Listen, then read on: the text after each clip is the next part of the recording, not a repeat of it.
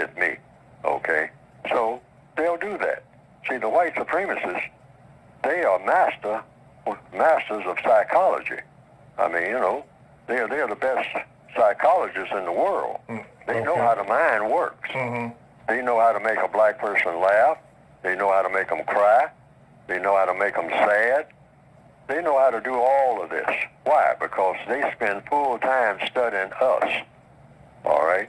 We don't spend any time studying them. We spend full time studying us. Yeah. That's why we don't really learn anything about the world that we are, the real world, and who runs it that we are in. Because we spend all our time watching each other. One slave at the bottom of the ship watching the other slave at the bottom of the ship. Now, how much are you going to learn from that? Except how to have contempt for people who are enslaved, which is what we do. And that's why we go at each other every chance we get. Yes, sir. All right. We're down at the bottom of the ship hitting each other with our chains. Okay. We are chained now to the ship, the slave ship.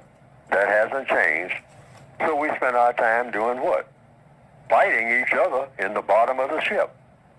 And every now and then the captain of the ship or the sailors in charge, whatnot, white, they come down and splash water on us or something, you know, turn the hose on us if they, on them if they got one sophisticated that, you know, and break up the fight, you know, so that they can get some sleep.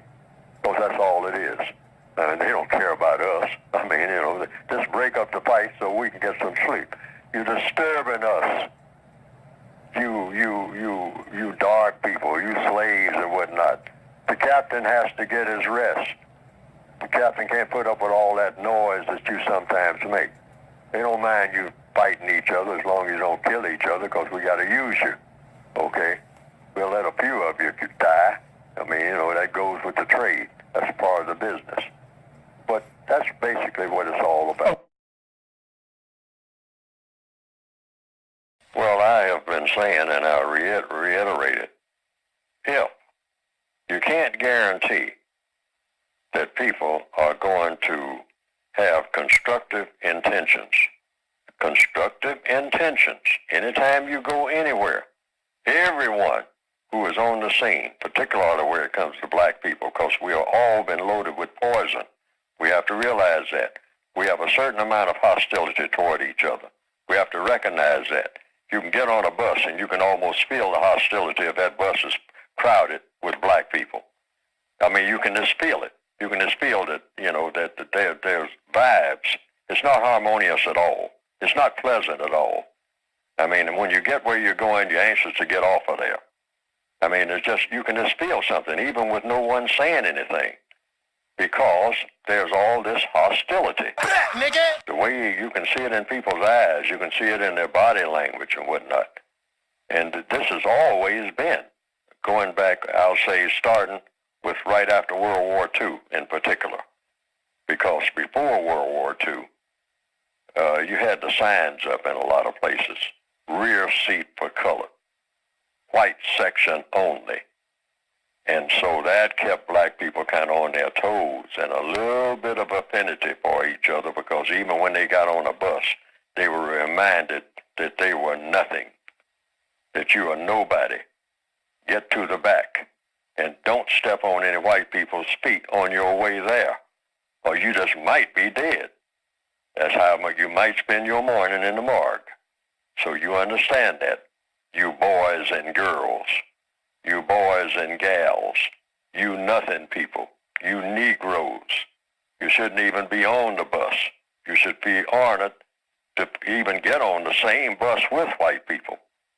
So that kept black people kind of looking at each other and saying, well, maybe we should have a little bit of affinity for each other, rather than nowadays when the signs are down and have long been down, we got on a bus with complete hostility.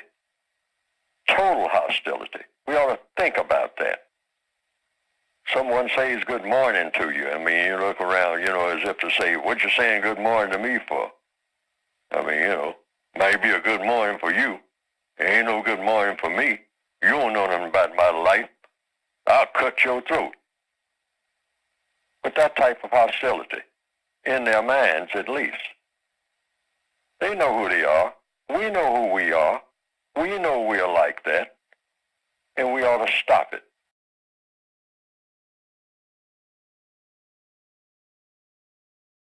I'm de-emphasizing the cult of personality.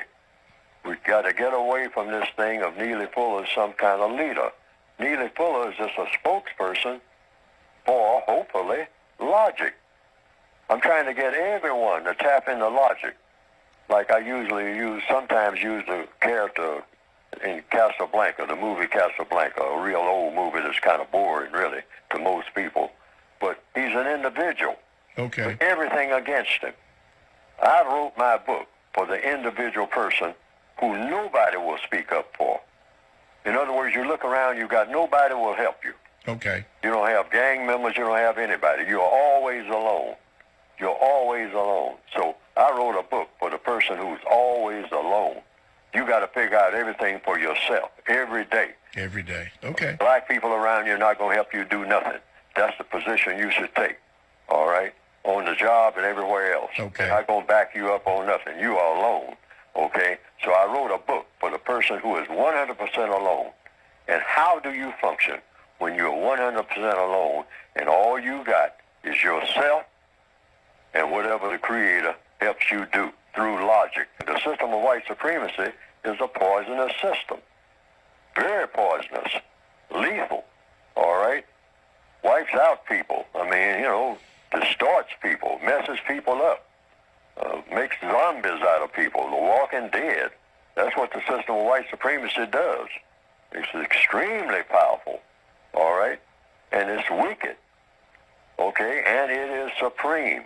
It's got a bigger grip on the minds of the people of this planet than any other system ever invented in the minds of people. No religion is more powerful than the religion of white supremacy. And that's been proven over and over again. And no political system. I don't care, people talk about capitalism, socialism, communism. The white supremacists are superior to all of that. Why? Because they are all of that.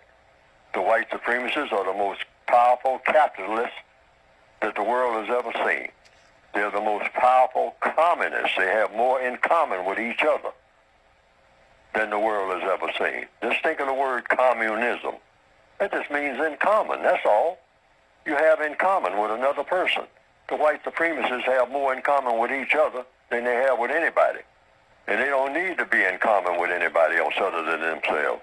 And that has made them extremely the most powerful communists and the most powerful capitalists and the most powerful socialists. They socialize with each other in such a way that they are more powerful than everybody else who socializes with themselves. Black people socialize, but their socializing doesn't mean nothing compared to the socializing that the white supremacists do. See, when you pay attention to words and what they really mean, and that's why you have a word guide. Yes, sir. Also in the textbook, I explain what a lot of words mean and what words to look for. See, we get all tied up in knots about what is socialism, what is communism, what is capitalism. Should you be for it or against it and whatnot? And the white supremacists say, hey, I don't care if you're for it, against it, or whatever. If you're a person of color, you come under me. I don't care what you call yourself. And I don't care what religion you call yourself. You come under me. And if you don't believe it, try me. I mean, like 5 minutes I can tell you. And in 6 minutes I can show you. Okay? And every non-white person on the planet understands that. All right? Now, we argue with ourselves about whether the white supremacists exist or not. But when the white supremacists come around, I notice nobody argues with them about whether there is such a thing as white supremacy.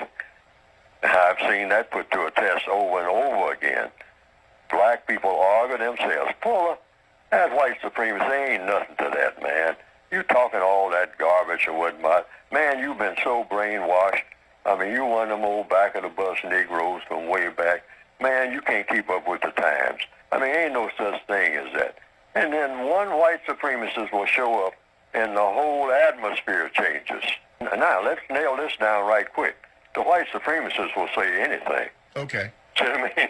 That's a part of their deception. And I'm not going to name any names, but one very, people who say that he's a white supremacist, who is now in a very, very prominent position. What is he kind of known for, according to what people say in the news every day? They say he'll say anything. Okay, I know you're talking about, yeah. I'm not going to mention Yeah, no names, I got you. because, but I think you can figure it out. Yes, sir. I mean, but if a person is a white supremacist will say anything. And when they're saying that, they look over their shoulder at the other white supremacists, and they both wink at each other. They wink. Yeah, they wink at each other, and they say, these black people, they think that we got certain things that we won't say. We'll say anything that will work. That's the magic of being able to have power and to be able to say anything and have people nod, because you're already in power. They know that. So when you say something, they say that whatever you say must be right on point. I mean, in other words, the white supremacists are the greatest truth tellers on the planet. Okay. Why? Because they know more about the truth. The truth is just that which is than anybody. And they are the greatest people when it comes to lying.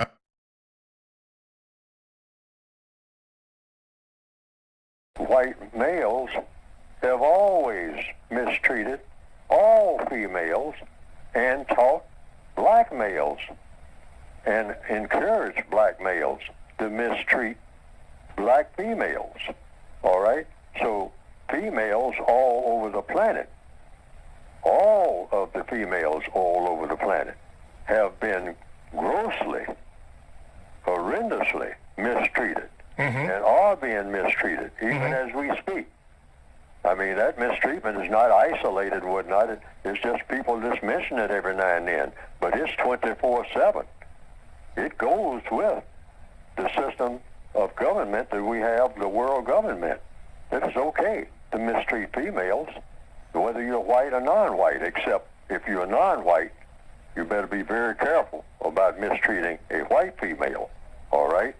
Now you can get into serious trouble. But for a white male to mistreat a white female, that's considered okay among the white supremacists themselves. I mean, that's almost like a handshake deal. Wow. And they have always done that. All right? At the same time, they will glorify them, all right, when it comes to other people. But when in the house themselves, they will kick that black female around, that white female around. White men will do that. Yes, People sir. who have worked in the white people's houses have found that out. Particularly back in the old days when Yes, you sir. had a lot of maids. Yes, sir. And sometimes the maid has to come to the rescue of the lady of the house, you might say, Wow. and say, Mr. So-and-so, you should talk to her like that. I mean, she didn't do nothing. She didn't mean no harm and all like that. I mean, the black maid has to intervene in order to help the white female out. Yes. Or something. But then, on the other hand, the white female is also considering herself a part of the establishment, like in the slave plantation. The white female was abused by the white male, but if the black servant, the black female, who is the maid in the house, even talked back to the lady of the house. Now, wait a minute. All right, who's in charge here? Okay. And say, well, Miss Alice, I stood up for you yesterday when Mr. George was talking to you in an abusive fashion, and now you're talking to me in an abusive fashion. Say, yeah, but you're the maid. Wow. You are a Negro. You are a subordinate. Yes. You have nothing to do with the royal family's arguments. Yes. Don't get it mixed up, Hattie. All right? Don't get it mixed up. You are still a subordinate in our house. I mean, hey, it's one thing. In the system of white supremacy, the white supremacists always let black people know, I'm not only in charge of you Yes. in charge of everything that you claim is yours, including what you say is your woman. Yeah. Negro boy. Mm. You know, you Yeah. say you got a wife. You ain't got nothing except what I say you have. Mm. You don't have a wife. You don't have children. You don't have anything. Why? Because I got you. Wow. All right? Yeah. And don't you ever forget it. I can have your wife in bed with me anytime I want to, and your daughters by your wife. Mm. And you know it, and I know it, but you turn a blind eye to it because you know you better. Yeah. All right? And that's always been. And that's true in 2017 all over the world. Yes, sir. The white supremacists control all of the affairs of people who they classify as non-white on this planet Period. called Earth. Period. In all 9 areas of activity. Absolute control, not partial control, not slipshod control, not control maybe on a Tuesday, but not exactly on a Wednesday. Oh, no. It's absolute. All of the time. Nothing happens that's going to go anywhere without their approval. That's why you have to replace the entire system. You can't peck away at it. Mm-hmm. You can't say, well, I'll move a few chairs around in the prison camp. Well, yeah, you can move a few chairs around in the prison camp, but you're still in the prison camp. Okay? Yes. Yes, sir. Yes, sir. Yes, sir. Yes, you can have a trustee in the prison camp. But you're still in the prison camp. But you're still in the prison camp. Mm-hmm. And that's what black people are at their highest level. We're trustees. You work in the warden's office like Andy Dufresne in Shawshank Redemption. But you're still in the prison camp. But you're still in the prison camp. You're still a prisoner. And every now and then, some black people tend to forget that. And the white supremacists always let them know. Oh, just because you have that title, you got to remember, boy, I gave you that title. So you can be You president. don't have a title of your own. You just have a title. Okay. You are beholden to me. Every move that you make has to be approved by me. And if you make one that's not approved by me, you will feel the sting from me. And they have proven this all over the world. All of the so-called presidents of African countries, these are not really countries. These are just titles that people have. The white supremacists will determine whether they eat or not. All right? Not to say anything about whether their people will have anything or not. The white supremacists determine whether or not they'll breathe. I mean, through the rest of this day. Pick any, non-white person on the planet and say what their title is and how much of a big army they have and all like that. And the white supremacist says, yeah, I don't care who he or she is. If they are classified as non-white, they can have a sudden heart attack and don't know how it happened. But I know how it happened because I did it. We know how to do things. We know how to eliminate people. I don't care how many guards they got. We control the air that people breathe. All right? Put that in your pipe and smoke it, boy. We control the air that you breathe, and we can cut that air off at any time. You don't believe it? Try us. Because a lot of you have tried thinking that you were the head of something. That you are now out of my jurisdiction. Any black person anywhere on this planet that has a so-called big title knows who their boss is if they tell the truth. And that boss is always somebody classified as white. Hey, motherfucker! I ain't no black!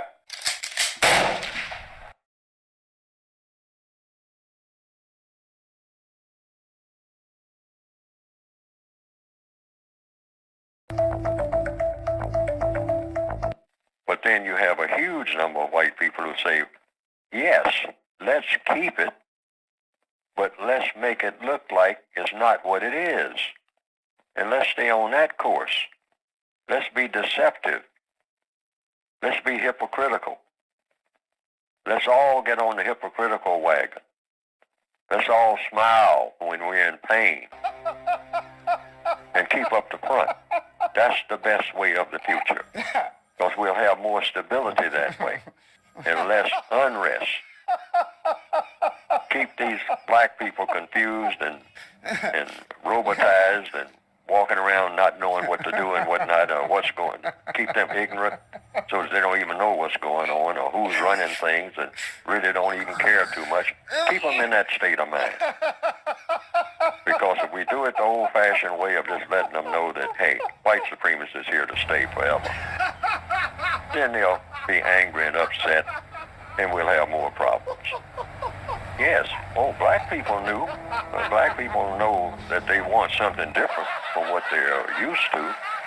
They don't know too much about what it is, but they do know that they want something different in all areas of activity. They certainly want more money and a roof over their heads and what they would call a better life without being able to define what that would mean, because black people have never been put in a situation where they had a whole lot of leeway for making these decisions.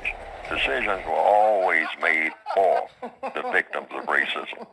The victims of racism have been in prison, just like people have been in prison for like forever. If you give them a little leeway and say, okay, well, you can go out into the prison yard now where you've been locked and confined to a cell. I mean, they say, okay, well, I can go out in the prison yard. Yeah, I'm with that. That's something different. I'll do anything that's different from what I'm doing, because I definitely don't like what I'm doing now.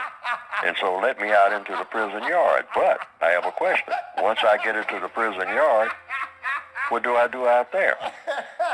I mean, give me something. Give me a value system. Give me something, that I think that makes sense, or something. Even if it doesn't make sense, just give me something different, because I'm tired of doing what I'm doing. Now, I think that's the state of mind that black people have always been in, for the most part, because we've never been allowed to be in any other state of mind. Just give me something different. We don't care what it is. Let's all smile when we're in pain. The white supremacists, they manufacture hatred, because you have to do that. And you have, if you're going to dominate people and then mistreat them based on that domination and say that these people are eligible. You do admit that the people are really people, but you say they are a breed of people who are eligible to be mistreated. So you have to teach that to your offspring systematically. Over a period of time, you drum that into their heads over and over again. And you even drum that into the heads of the people that you're going to mistreat. You teach them, look at yourself in the mirror. You are nothing. You are nothing. You are nothing. You are something to be despised. Anything that looks like you, including your mother and your father and your neighbors, if it looks like you and it's moving around on this planet, you should despise it. Why? Because it is worthy of being despised. Why? Because it is dark. That's why. And anything in the form of a person that has dark skin should be despised. Say amen, boy. Say amen, girl, behind what I just told you. Anything that looks like it might be, just might be, in the form of a person, but that person has dark skin. The darker, the more that person or that thing that looks like a person is supposed to be despised. And by it being despised, you let it exist, but you let it exist with the understanding that it's supposed to be mistreated. If you tell it to do something and it doesn't do it, and it begins to run away from you, you shoot it. It's It's a thing. It's even something that you can't even describe as being on the level of a dog. Because after all, I mean, a dog does have some type of proportionate something that you can value, but this thing in the form of a person that you call a black person, you don't know what that is, except it's something you're supposed to if you are classified as white, and even if you're classified as black, you are supposed to despise that thing and not only express it in words every now and then, not so much in the modern days, but you certainly express it in your actions toward it.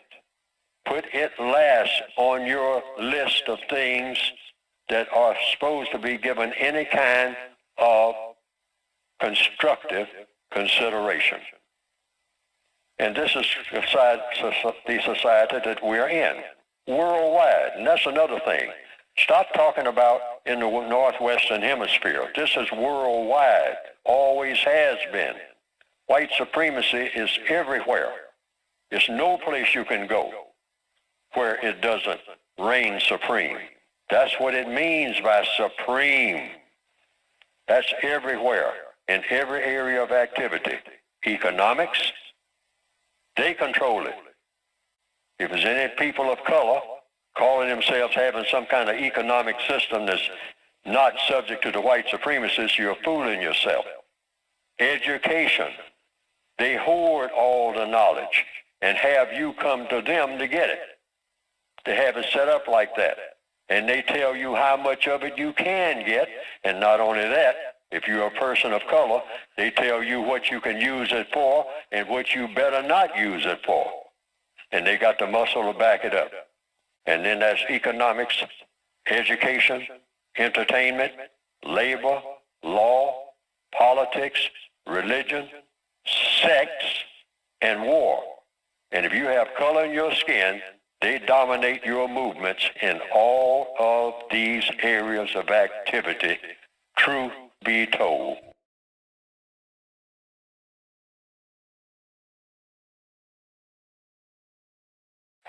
Absolutely, and they do it even at the what we call the lowest level. They'll tell you that you are now a high school graduate. You say, well, how am I a high school graduate? Because I said so, and here's a piece of paper that I made out 15 minutes ago, and I put your name on it, and I'm giving it to you. Because I'm the one who determines what people know and what they don't know.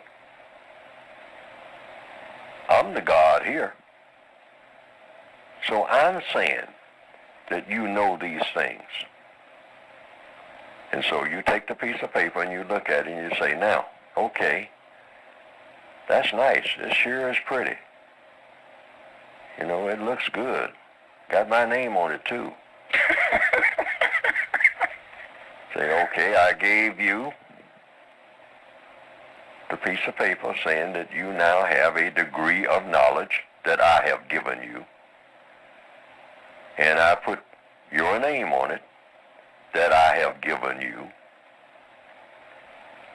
And you say, okay, now what can I do with this? I'll talk to you about that later. Well, what do I do in the meantime? Just try to stay out of trouble. Then I'm going to see to it that you get in.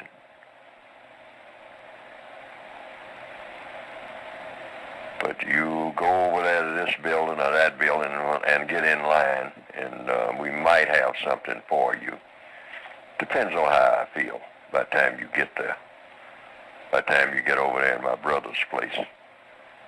Because you can't do nothing with that piece of paper except what we say that you will do with it. And you ought to know that by now, since we orchestrate everything that you do. So when black people start talking about, well, I mean, where did Neely Fuller get his degree in fighting racism? You tell them that he doesn't have one, and nobody else has either.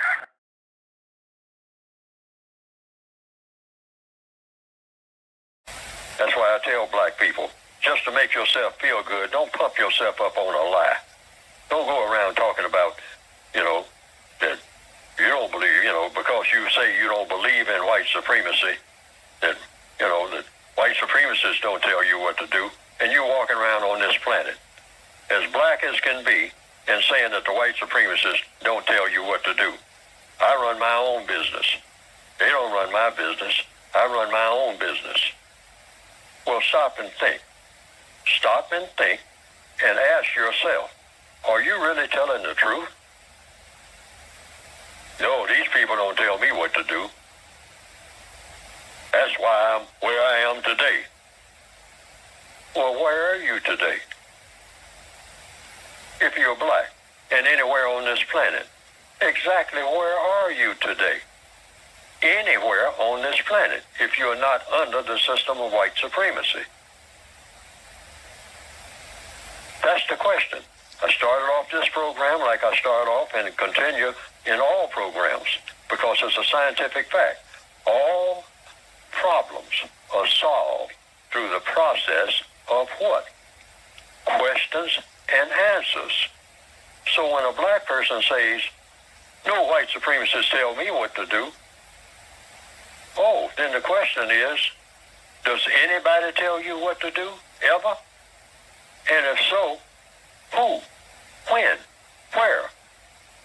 And then go through the 9 areas of activity. Does anybody tell you what to do in economics? Does anybody tell you what to do and what you better not do in education? Does anybody tell you what to do and what not to do in entertainment, in labor, in law, in politics, in religion, in sex, in war?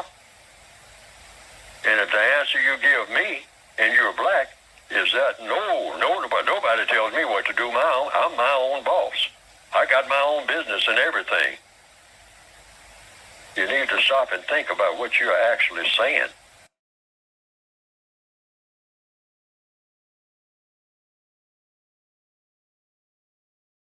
Well, Haiti is on the list of what's supposed to be. Haiti, the people who are called Haitians, predominantly are people who are classified as non-white, but they're not supposed to ever have anything under the system of white supremacy, except punishment for being arrogant enough under Toussaint to think that you, with your military skills, can take us over or tell us what to do. So many a historian has said that the reason Haiti is in the shape that it's in now, and sort of like the head wagging people of the world, you might say, everybody kind of looks on them with great pity. It's because the white supremacists made that decision.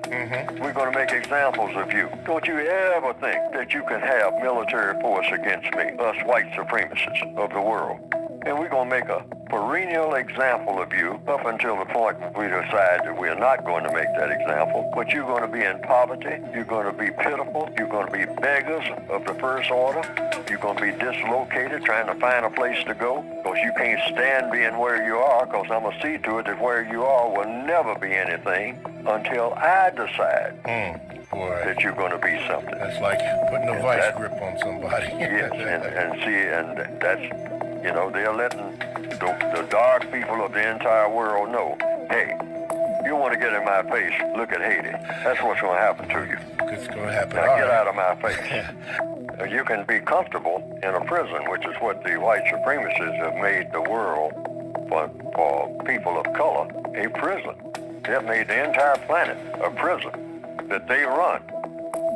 And what happens in a prison? You assign people their bunks, where they eat, where they're going to get their food, where they can be at any given time. You just can't be any place. You got to get, if you have color in your skin, you got to get permission from those white people. Not all white people, I'm saying, but those white people who believe in white supremacy, they're the ones who are running things.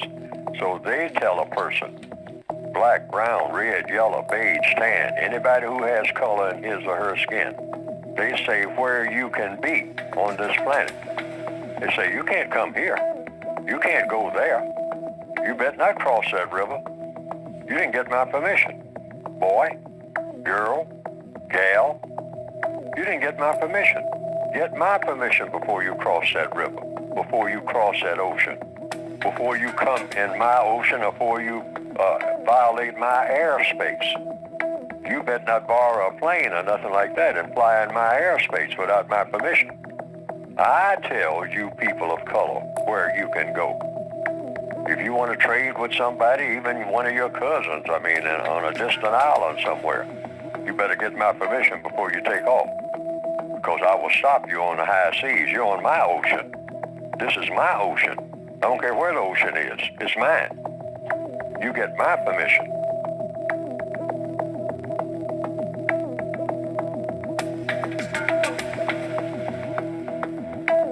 Yes, the white supremacists do this in all 9 areas of activity all of the time. Okay. See, in other words, the way to confuse people is to lead them to have questions with no answers. That's what confusion is. Lots of questions with no answers. Why is this happening? Why is that happening? What are those people doing over there? Why are they doing it? And all like that. I see. Well, in all the areas of activity, the white supremacists say, keep those dark-skinned people confused. And And that way, confusion brings on what? Frustration. Oh, you improve your self-esteem by doing things that work. This is what self-esteem comes from. Doing things that work, and work in a comfortable, fashion. In other words, you get comfort from it. And your self-esteem automatically is being built on you doing things and saying things that work for you. That's what self-esteem is. Doesn't work against you. Your self-esteem starts disappearing when you're doing things that are working against you. It just starts slowly easing away from you so that you don't have any left.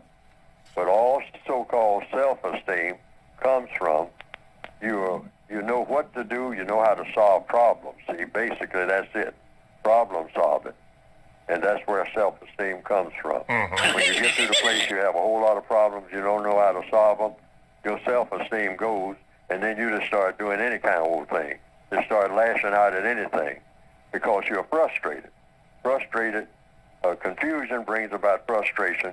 Frustration brings about all kinds of chaos. And the chaos brings about all kinds of conflict if you're around other people. Because you'll just lash out at everybody and then eventually lash out against yourself.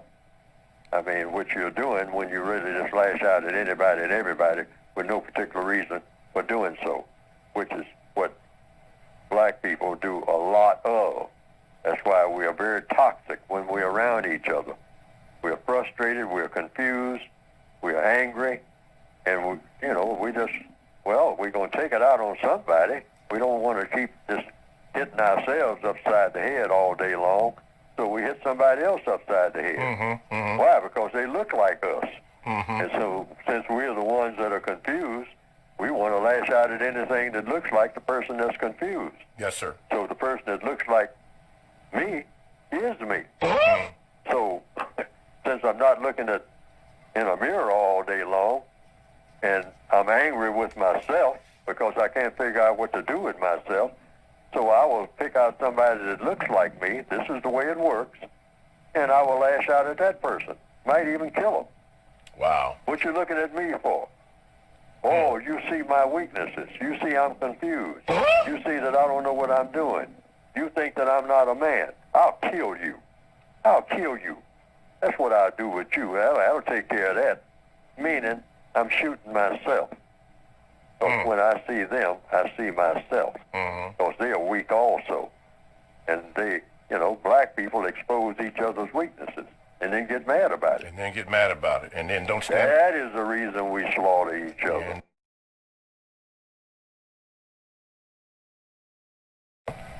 And so the white supremacists will run that through the computer. Well, yesterday we had 18 classifications of sexuality that we're going to spread among the black people to improve their conditions. And you say, okay, what's the projection for next year? Well, we got 18 now. Next year the projection is 52.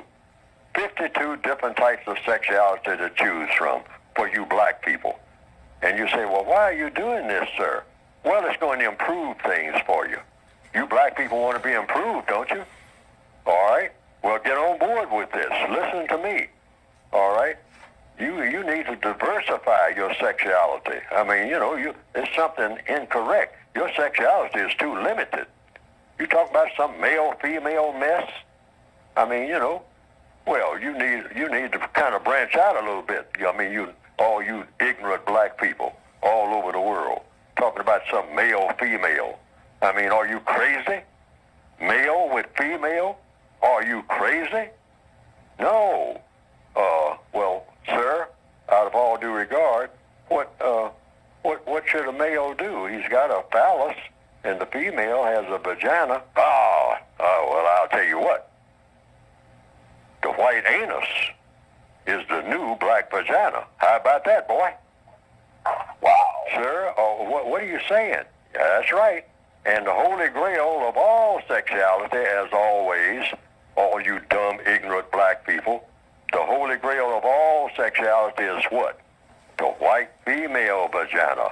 Black female vaginas are obsolete, boy. Have you heard? And you say, no, I haven't heard that, sir. Well, you just heard it now from me. And when I speak, that's God talking, right, boy?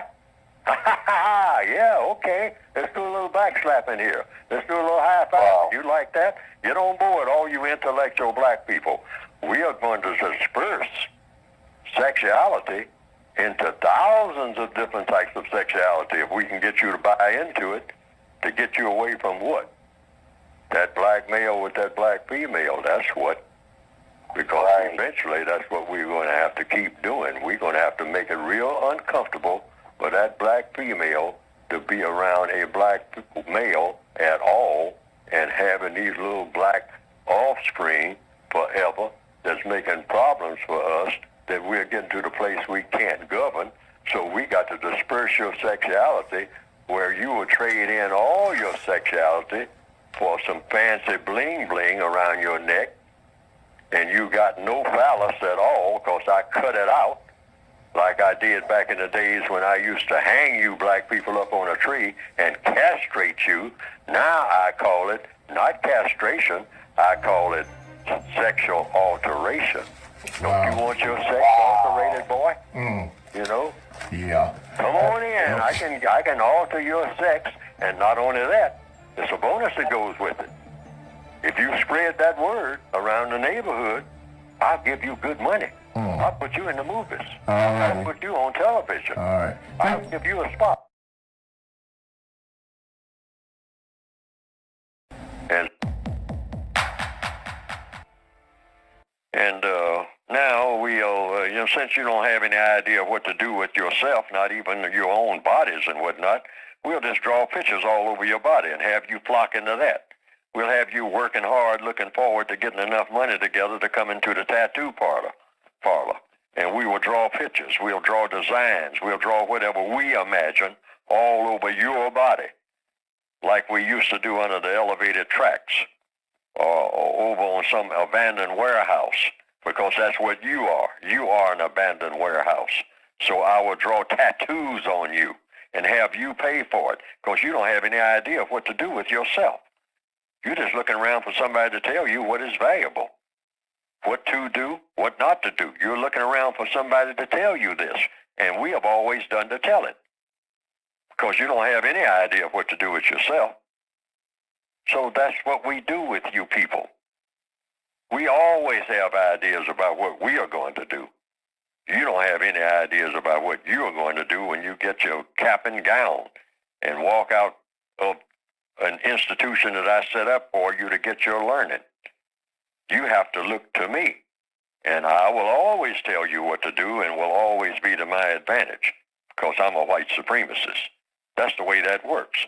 White supremacy takes in 9 areas of activity, and anything that a white supremacist does is to strengthen the system of white supremacy. The system of white supremacy is already an institution. That's just another way of saying the system of white supremacy when you say institutionalized racism. Racism is white supremacy. White supremacy is racism.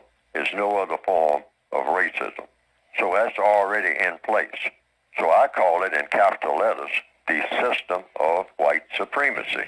And that covers all areas of activity that involve non-white people who are the victims of the system of white supremacy. And those areas of activity are economics, education, entertainment, labor, law, politics, religion, sex, and war. That covers just about everything that everybody is engaged in at any minute of any day, anywhere on the planet, both white people and non-white people. I mean, and all of these areas of activity are interrelated.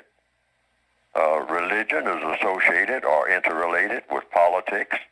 Politics is interrelated with education. Education is interrelated with economics. Economics is interrelated with religion, and so on and so on and so on.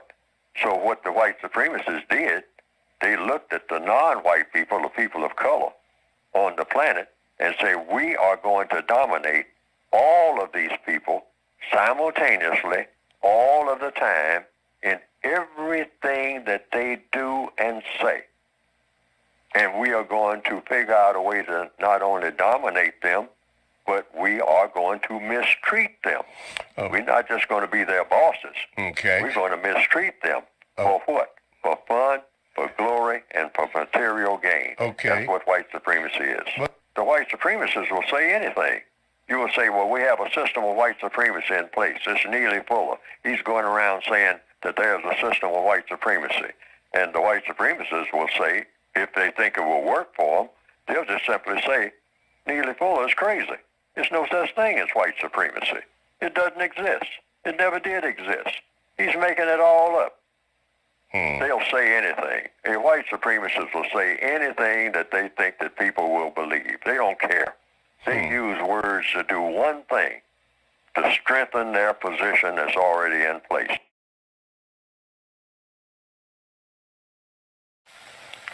Don't kill me, even though I teach you how to do it.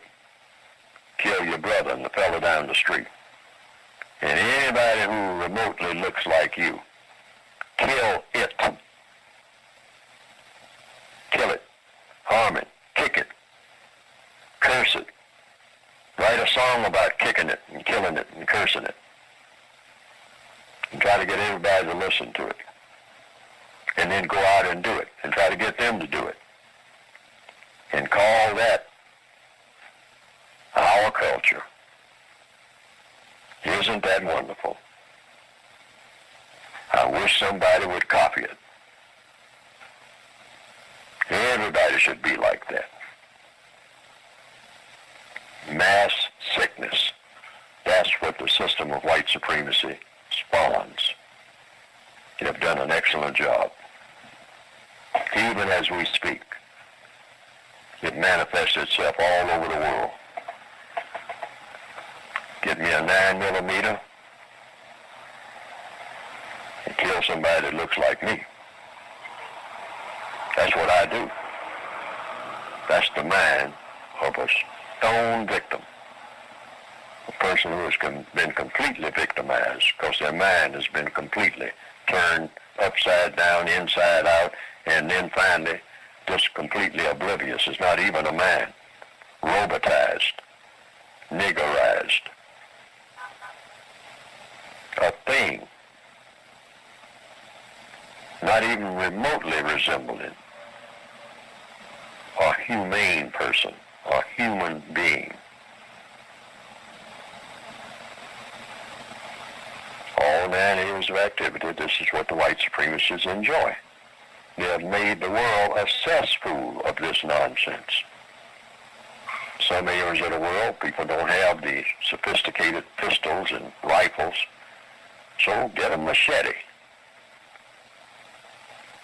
Don't cut bananas off the tree, or cut sugar cane. Get a machete and whack off the arm of a black lady who tried to hide from you because you're a rapist. Teach her a lesson. And then walk around and feel proud of yourself. Shame. Shame. Strong black male image. Shame. We can stop it by becoming a little bit sane in this insane situation that's been produced and refined by the white supremacists. So if you just, all we really have to do is just say, hey, who's behind all of this stuff that's going on? We see what's going on the surface, and we are, chomping at the bit to jump on the black women who are out here, shaking and doing this and selling themselves and all like that. But wait a minute. They weren't born doing this. So who's really behind this? And I'm always saying, anything that seems like it may be non-constructive that you see black people doing, immediately go to the usual suspects. That's what we do. And that's what I do. I say, wait a minute, this looks like something that the usual suspects has come up with. Almost anything that I see black people are doing has got a question mark on it. It doesn't even have to be something destructive. Mm-hmm. But if it looks like it might be leading to something destructive, I always say, hey, let's check this out and see what the white supremacists have to do with this. Or if there are some white supremacists that have to do with it. Because the assumption should always be that anything that you see black people doing that may have a question mark behind it, always suspect that it's a plot by the white supremacists and be willing to say so to the whole world. Always say, and the term that you actually use exact terms, say the usual suspects, just like in the movie Casablanca. Say, hey, this looks like something concocted by the usual suspects. But they'll say, what are you talking about, fella? Who are the usual suspects? The white supremacists. It looks like another one of their schemes. Oh, yeah, but you don't have any proof of that and all that. I'm saying I suspect it. I don't have the proof, no. But I suspect it because it could be something destructive. Yeah, but it hasn't proven to be destructive so far. Yeah, so far, but I don't know what's going to happen when we turn around the corner. The usual suspects always throw out some bait, just like catching a fish. They always throw black people something that looks like it's good on the surface. Right. And then 50 years later, it turns out to be something that's totally poisonous. Mm-hmm.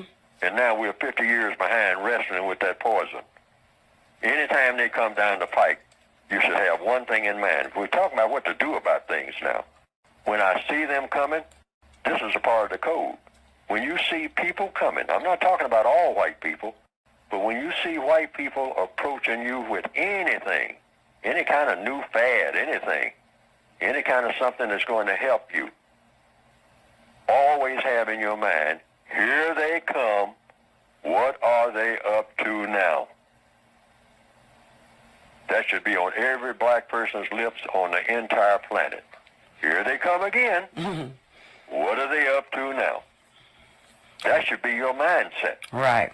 Now, you'll have white people who say, oh, that's a terrible attitude to have. No, it isn't. Because if you're coming there to do something that's going to be constructive, we should be the first, after it's proven to be constructive, after we're running through every type of test, and we've seen, hey, this is really constructive. Mm-hmm. Hey, we should be the first to stand up and say, hey, we were suspicious of you, but that suspicion is gone because you have proven yourself to come with a constructive intent.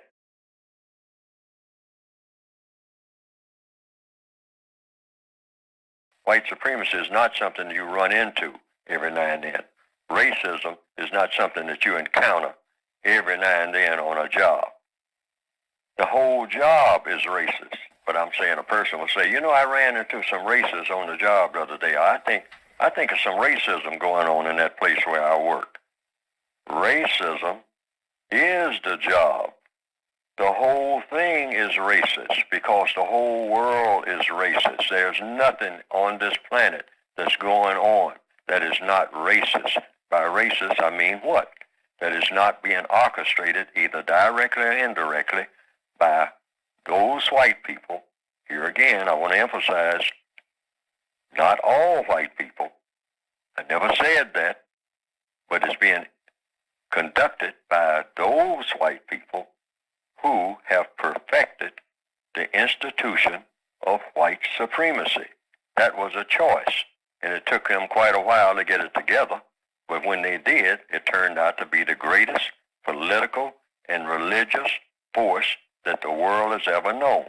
There's no religious system on this planet right now that's stronger than the religion of white supremacy. I want to repeat that. There's no religion anywhere on this planet. I don't care if you mention Islam, Christianity, Judaism, Hinduism, Buddhism, Confucianism, Sokogakia, Mormonism. I don't care what ism you come up with. When the white supremacists speak, everybody jumps. That's what you go by.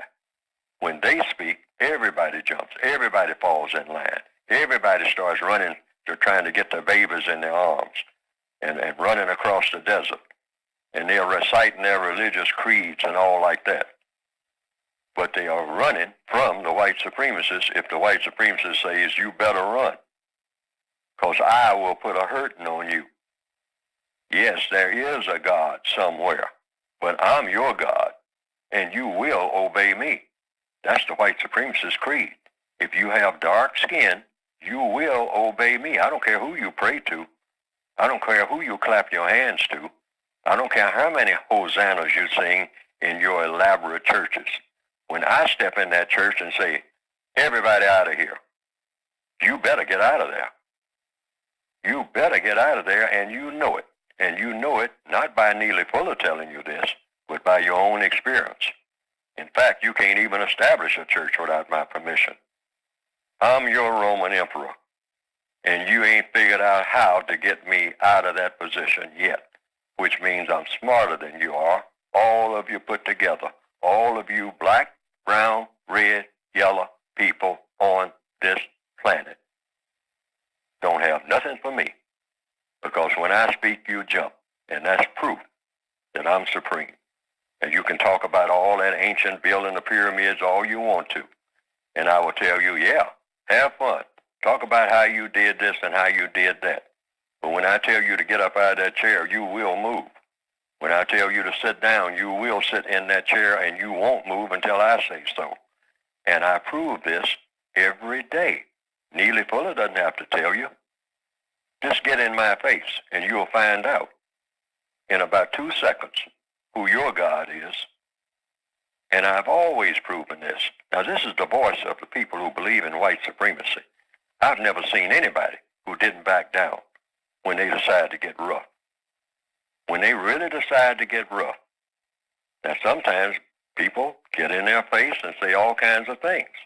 But it's one thing, if you're intelligent, have a little bit of intelligence, you'll notice the white supremacists don't move until they get ready.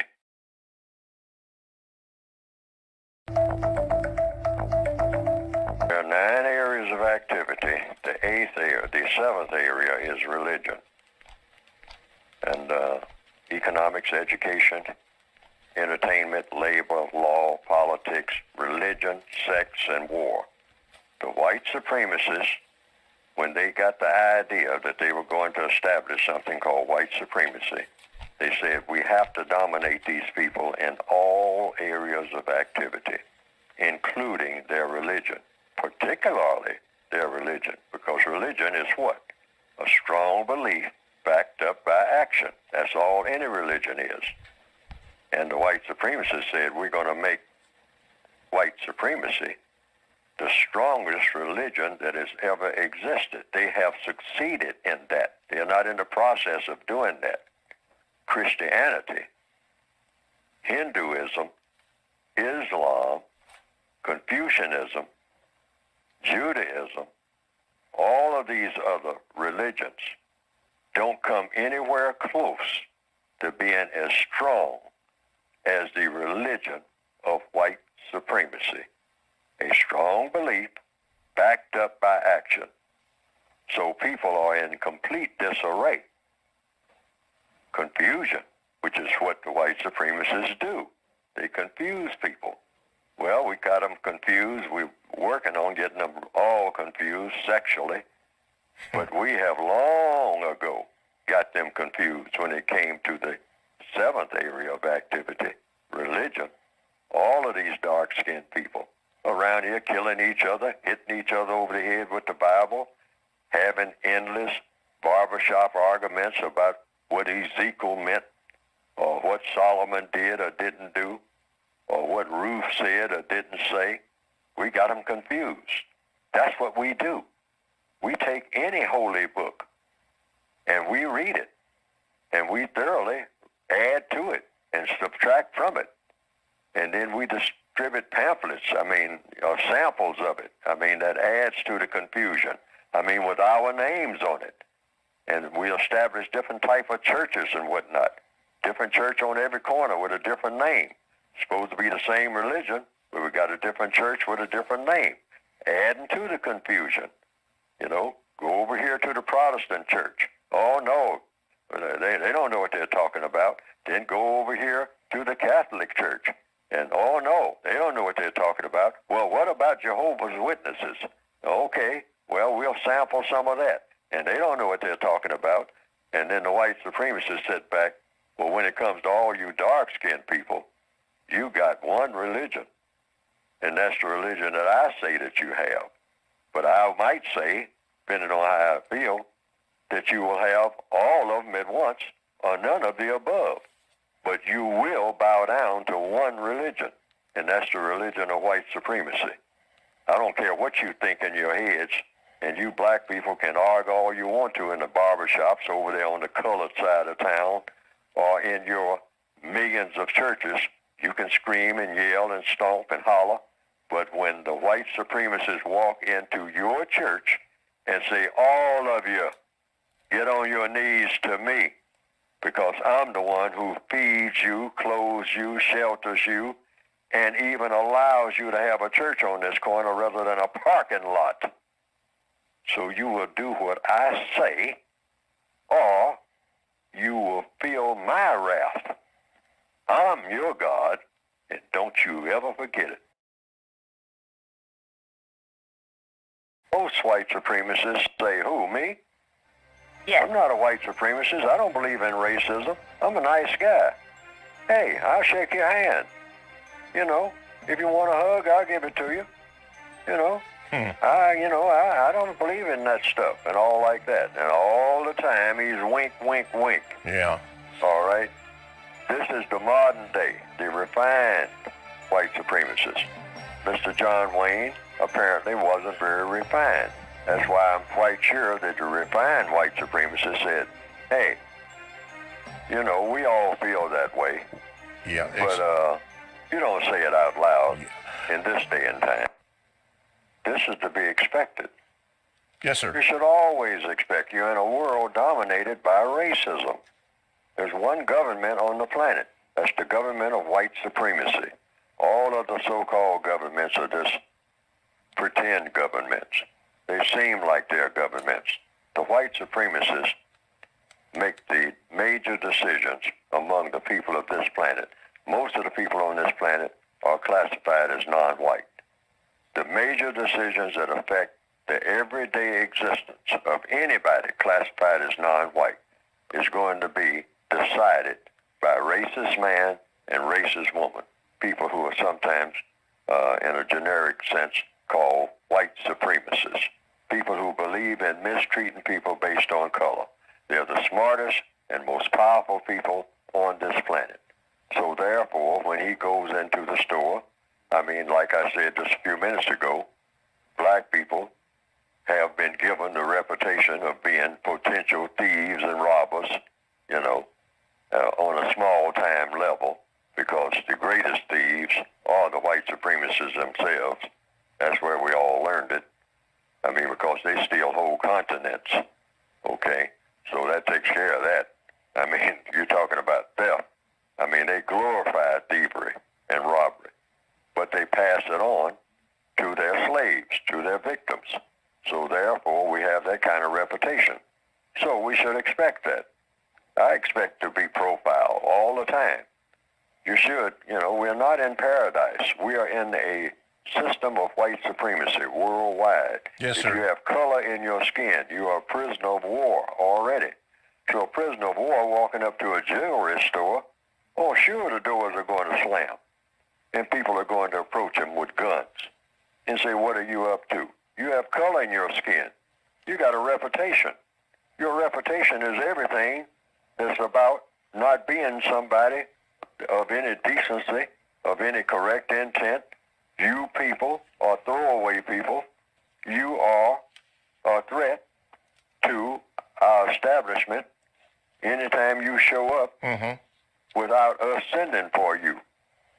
So therefore, you are eligible to be mistreated, pushed around, slammed to the ground, dislocated, forced to immigrate from one place to another because bombs are dropping all over the place. Yes, sir. This is what we do. And you don't understand this yet, you colored people of this planet? And we are doing it to you each and every day, all day, one way or another, in all areas of activity, economics, education, entertainment, labor, law, politics, religion, sex, and war. You are at war, or rather we are at war with you. Why? Because you are the incorrect color. You are the throwaway color. You're not even supposed to be here on the planet, but since you are here, we treat you like we want to treat you. Whatever sent you here must have made a mistake, because you people, you dark-skinned people, are a mistake in our eyes.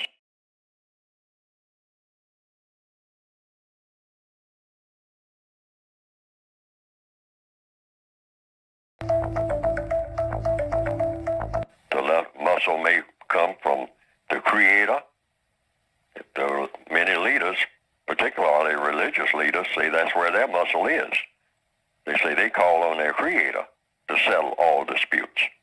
And I don't dispute that. I mean, because I'm not looking for an argument, a religious argument. So I say that, if you get in trouble, your followers get in trouble and whatnot, you call on your Creator to straighten it all out. What you perceive to be your Creator by whatever name, then it's straightened out. Because after all, the Creator of this universe can straighten out anything. I wouldn't disagree with anybody on that. And if they are in tune with that Creator, I'm quite sure, if they are in tune, that whatever they ask that Creator to do, the Creator will do it instantly. Probably. Depends on what type of arrangement that particular leader has and what type of arrangement, what type of understanding that particular leader has with the Creator. Because I've seen many people who say they have called on their Creator, and evidently they must not have been on excellent terms with their Creator, because the Creator didn't do what they asked the Creator to do. So that, but ultimately, whatever created all of us is our ultimate leader. But here on planetary Earth, the white supremacists have said, if you are a person that I have classified as non-white, I am your leader. And if you don't like it, I will prove to you that I am your leader by hurting you in all the different kind of ways that I can hurt people, and I got dozens and dozens and dozens of ways, which you well know. All of you black people know that I can hurt you anytime I want to.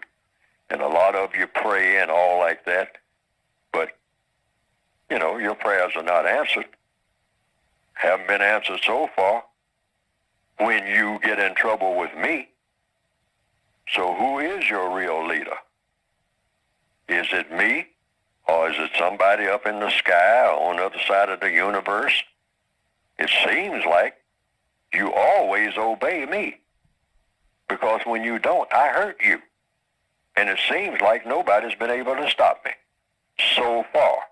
Maybe down the road, somebody will. But so far, none of you black leaders have proven that whomever you call on is able to protect you from me.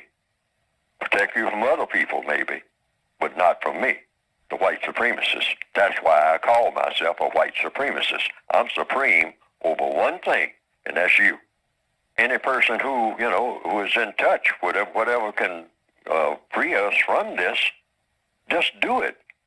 No one should try to stop you. No one should raise their voice to say, I don't believe you can do it. You don't know whether they can or not. So I just stand back. That's what I recommend in the code book and everything. Anybody who says, I'm going to take the leadership of black people, because all the rest of these people who have come before me don't know what they're doing. So I'm assuming leadership. Go right ahead, sir. Go right ahead, ma'am. I have no problem with you assuming leadership over me, because I definitely don't like the leader that I have now, which is a white supremacist. So take it, but you got to take it from them. Mm-hmm. Now, it's just a matter of how you're going to go about doing it. You're not taking it from me. I'm relinquishing mine. I'm not saying no. I'm not able. I'm just a victim. So if you can figure out a way to get them off of me, do it. Do it right now. I mean, I'll stand right back and watch you work out. Everything is a matter of cause and effect. So what we need is something we have never even thought about having, is a counter-racist code. That's what I've tried to write in my book, that would apply to each individual person, because this is the way it's got to be done. That's what I was trying to say last week. Each individual person has to have a code. Things that they do, things that they don't do. And we can erode the system of racism. I mean, in record time, we could take all the cement out of between those bricks, you might say, of the structure of racism, so that it would just collapse, simply because it doesn't have structure anymore, on account of we have eroded that structure by the way that we think, speak, and act on a daily basis. That's all that it really takes, because that's how it's put together.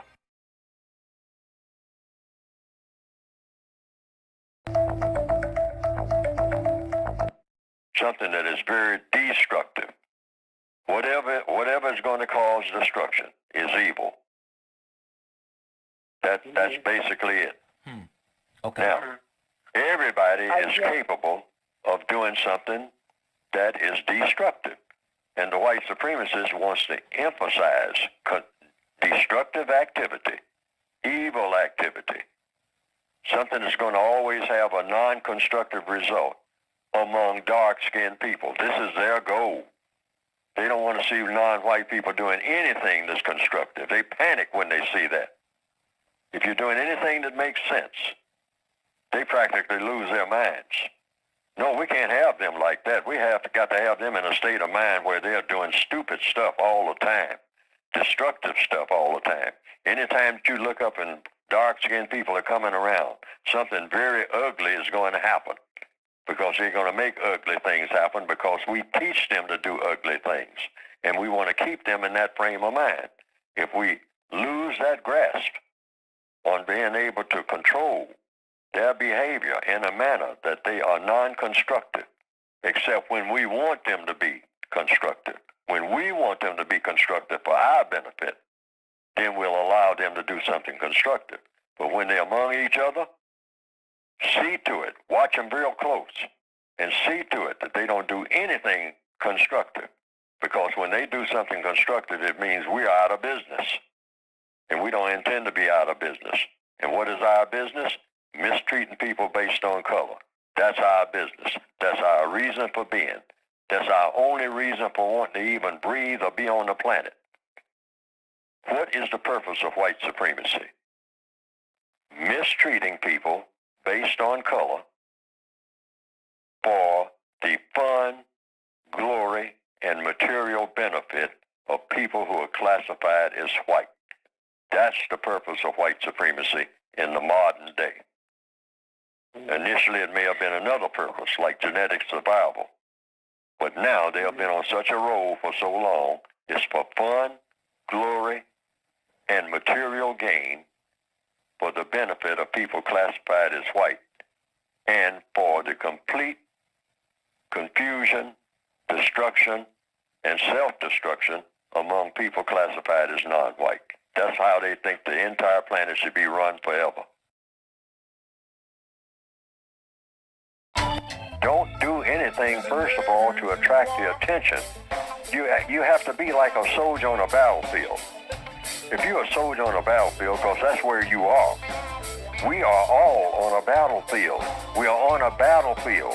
We're not in La La Land. This is not Oz. This is not Shangri-La. We are on a battlefield. And when you look up and you see anybody who might be a suspected race soldier, even 6 blocks away, have your antenna up to not attract attention, just like you would on a battlefield. You're wearing a uniform. Your uniform is your black skin. And you're not going to attract the attention of a sniper. I mean, you know, there's an enemy soldier over there in the bushes somewhere waiting on somebody like you to come along. Look at it just that way. Yes. Don't do anything to attract attention, because that sniper is going to do what a sniper does. If anybody's been in the Army or seen movies about the Army, a sniper does what a sniper does. He takes your head off. Yes. No question. So you got to think like that. You are walking down the street with your black skin, you might attract the attention of a sniper. Yes. Think that way, 24/7, all your life. That's going to happen. And when it happens again, it's going to happen again. I don't care how many demonstrations you have, or how many filling stations you burn down. It's going to continue to happen. What you do, you cannot attract that kind of attention. Mothers have to teach their offspring. We're in a war. We are in a war. If you don't know where you are, you are in a war. You're in a war. Anybody spotted with a gun in a war is subject to die instantly, or with anything that looks like a gun, period. Christmas morning, I mean, you got cap guns and whatnot under the Christmas tree. You go outside with one of those guns and whatnot, you're subject to die. Every mother has to understand that. Every father. Otherwise, you're just going to keep crying over these funerals. You have to understand the kind of world you're in. You can't be nonchalant about that. Yes, you're not in Oz. You're in a hostile world. You're surrounded by hostility. You always wake up every morning knowing that you're in a war. That's the first order of business. We're not in peacetime. There's no such thing as that. We're in the middle of a war that never has been stopped. Mm-hmm. There's no such thing as peace being declared. People declare peace, but I'm talking about in a functional sense. Yes, sir. In reality, ever since the beginning of white supremacy, which is what I call the war, that's the only war that really counts. That's the war, that's the umbrella war of the entire planet. It's never stopped since the day that it was established. And everything that happens in a war is just a battle. And so the battles, the different battles are going on in different fronts. I mean, Ferguson and this and that, but the battles happen every day. Every time there's an encounter of conflict between one white person and a non-white person. Yes. Every encounter is a part of the war. Yes, sir. In fact, even the most, what you might call bland or peaceful encounters, it's an encounter because there's a war going on between white and non-white. Yes, sir. Worldwide. Yes, sir. It's never stopped. Never. I mean, and people say, well, I work with white people every day. We get along fine and all like that. You're in a war, whether you know it or not, because the white supremacists who are running everything have never said that we are declaring a peace. We are continuing the system of white supremacy.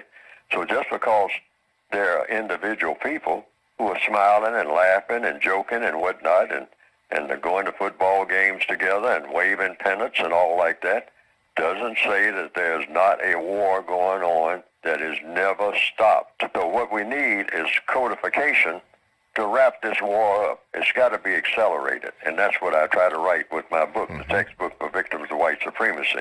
We have to accelerate the pace in ridding the world of racism and replacing it with a world of justice. Kill, kill, kill. Find another black person, walk around, looking around, spotting another black person 2 blocks away. Don't fuck with me! Gravitate toward that person and find a reason to kill that person. We had an incident right here in Washington just a week or so ago where that old adage, that old, you might say, part of what you call black culture, what are you looking at me for? What are you looking at me for? I'll kill you, black person that looks just like me, because you looked at me. Now, white people look at you all day. White people look at you all day, or they don't look at you because they don't even notice you because you're not that important. But here's some black person that you say, he's looking at me. What is he doing looking at me? And that's after going out of your way with a lot of us, let's tell the truth now, to get attention, doing everything you can to get attention, and then when somebody gives you the attention, what are you looking at me for? You don't know me. And then bang, because that's what happened the other day. Bang, bang, bang. I'll kill you. I'll kill you. Person who looks like me. Why? Because you looked at me. That's why. I will kill you because you looked at me. Now, what is a look supposed to do? Well, you looked at me. Well, what has looking at you got to do with anything? Well, I don't know. I don't know why I do anything. I'm black. I ain't got no reason for what I do. I just do stuff. Just walk around on the street all day like a zombie, looking for something to do, and usually it's something that makes no sense at all. Now, that's not all black people by any means, particularly throughout the entire world, but in the northwestern hemisphere, that's a part of the culture that's been passed on. I heard stuff like that back in the early 1940s at least. And apparently, Marcus Garvey knew all about it back in the 1920s. This is 2016. We need to examine what we call black culture in fine detail and stop skirting around it and find out exactly what is the root cause of all of this.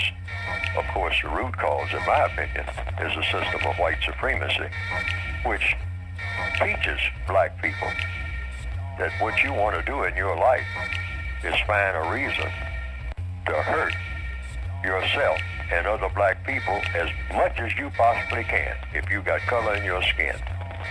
That's the message that the white supremacists send to black people, particularly young black people, about their future. What you want to do with your life, since you don't have an idea of what to do anyway, I'll tell you, is find somebody that looks like you, try to hurt them as much as you can, and in the process hurt yourself as much as you can, and just get the hell out of our way. Because we're the only people that really count. The white people who believe in white supremacy.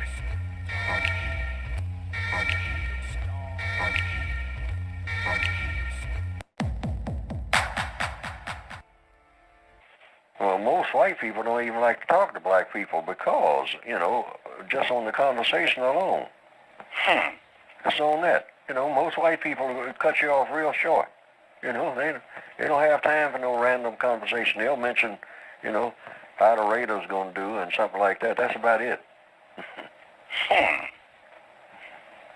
They do not, most white men, and it's certainly not white women, have conversation with black people, period. Because they know we ain't talking about nothing that they need to hear.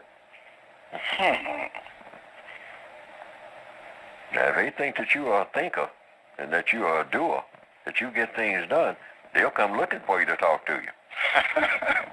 But for the most part, they don't want to have no conversation. They sit next to you on the bus and whatnot. They haul out a newspaper. And then hide their face behind it so you don't even look at them. And they definitely don't want to look at you. I have seen that. I have seen that.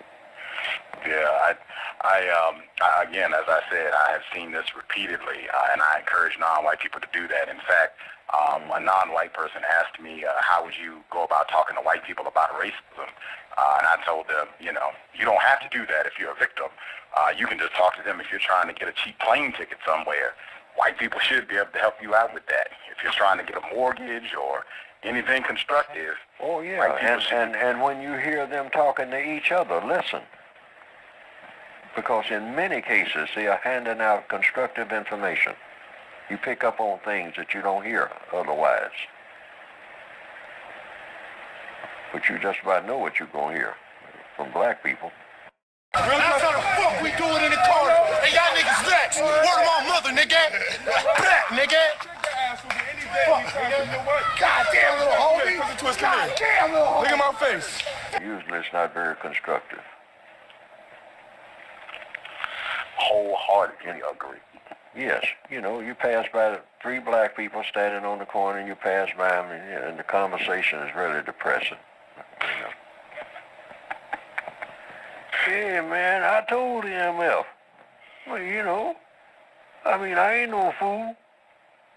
He come up getting in my face.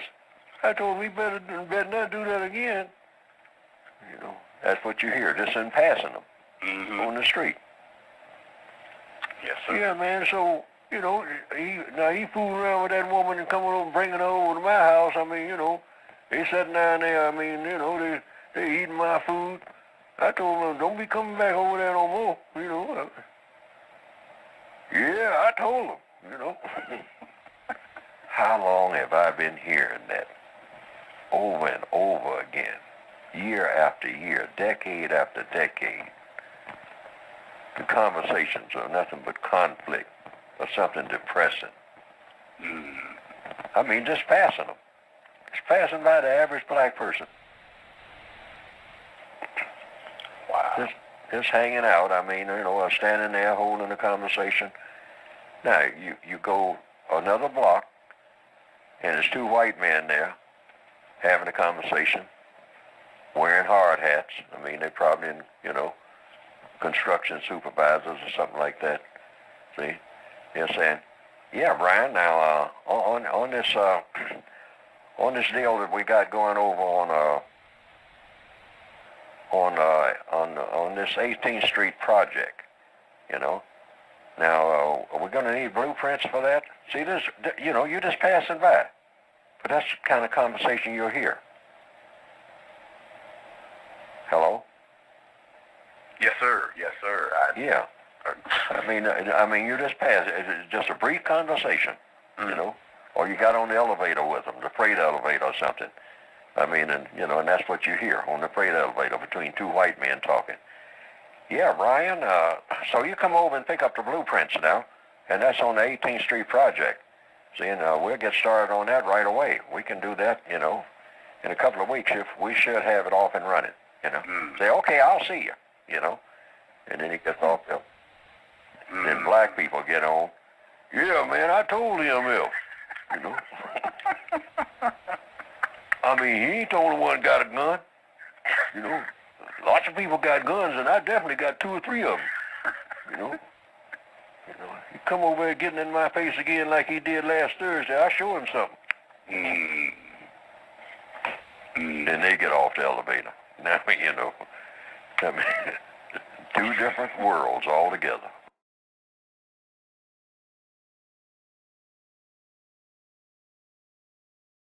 Well, I simply say that white supremacy is the most powerful of all of the religions when it comes to non-white people.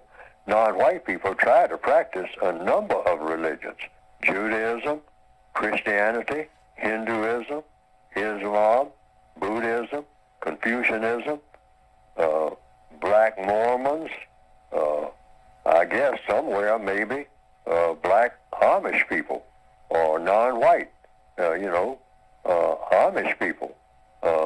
There might be some groups of people who are like that. But the white supremacists have the strongest and most powerful religion.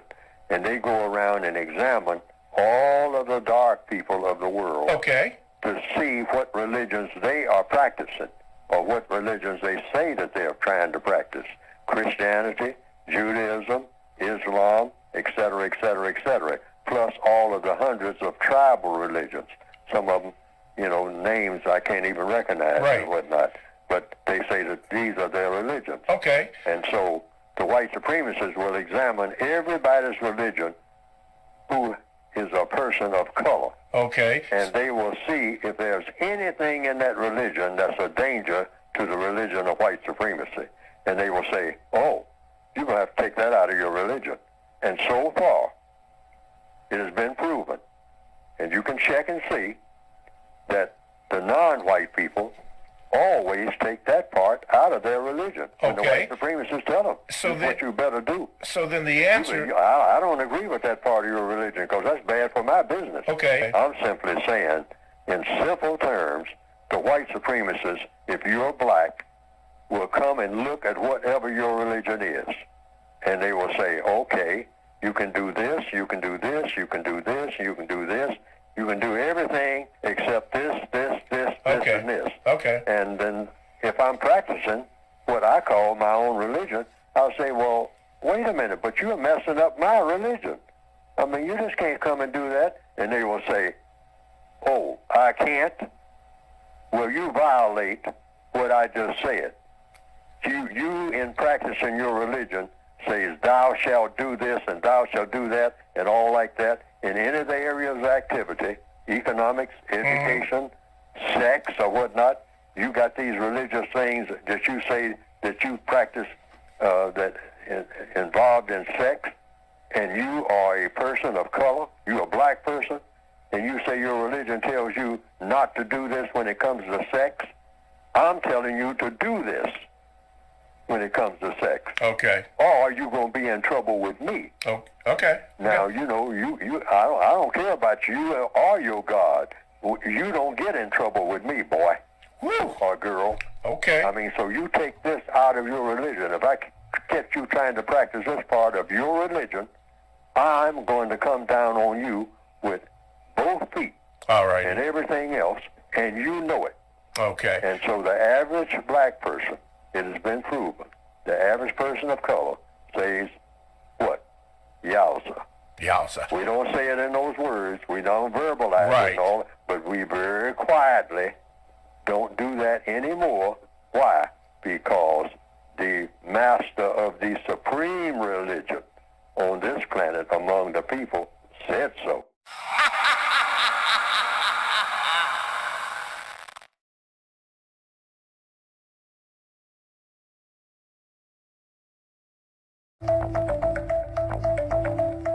Just more of the same of what you're looking at now, and becoming more and more sophisticated, more backstabbing, more black people walking around like zombies, not knowing what to do, not knowing what to value, not knowing what's important, not knowing the difference between a male and a female.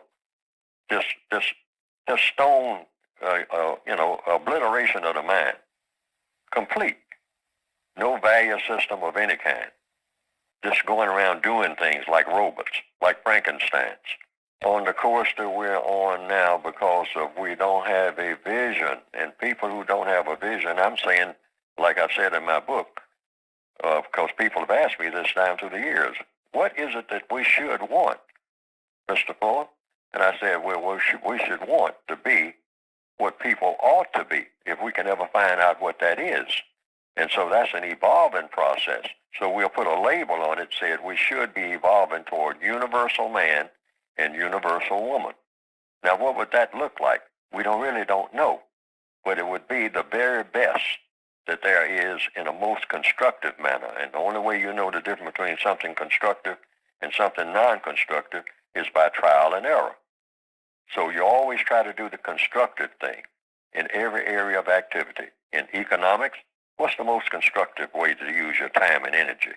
Because that's the compensatory definition for economics, the use of time and energy. So what's the most constructive thing to do each and every minute of each and every day in the use of your time and energy? And then in the field of education, what's the most constructive way to educate people?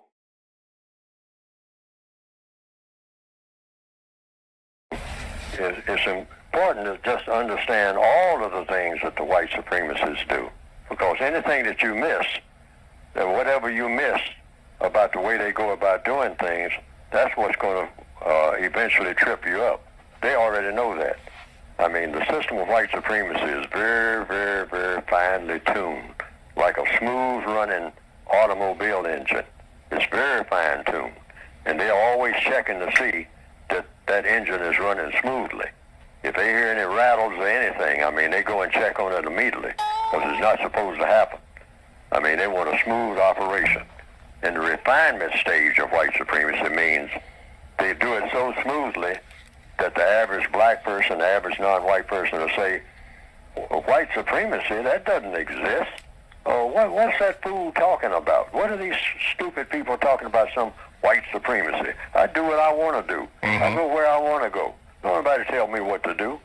You know, so then the white supremacist was to look at that black person and say, that's exactly the way we want all of them to think, that we don't even exist. That everything, you know, that they're running everything, that black people run the world. That's the way we want them to think. That is the ultimate in the refinement stage of white supremacy. See, white supremacy goes through 4 stages. The first stage is establishment. I don't know when it was established. Some people say 600 years ago. Some people say 400 years. Some people say, no, 2,000 years. Then there are other people, depending on what scholar you talk to, say, oh, no, 6,000 years. That's when they really got established, 6,000 years ago. All right? That's a long time. Now, I say I don't know, but I do know that they are in business now, the biggest business on earth. No business is bigger than that, the system of white supremacy. Okay. So I'm saying, I don't know when it's established, but it was established. Otherwise, we wouldn't be having this conversation. That's number one. And then the second stage is maintenance. Just like anything that you start, you want to maintain it. You want to go around, you know, if you put together an aircraft or something like that, you come around and check, or you put together an air conditioning system or a plumbing system, you come and check it every now and then, see if it's running smoothly. That's what you call maintenance. Okay. Yeah, you see it, everything is in place. And then expansion is when you take in more people. The expansion. That's the third of white stage? supremacy.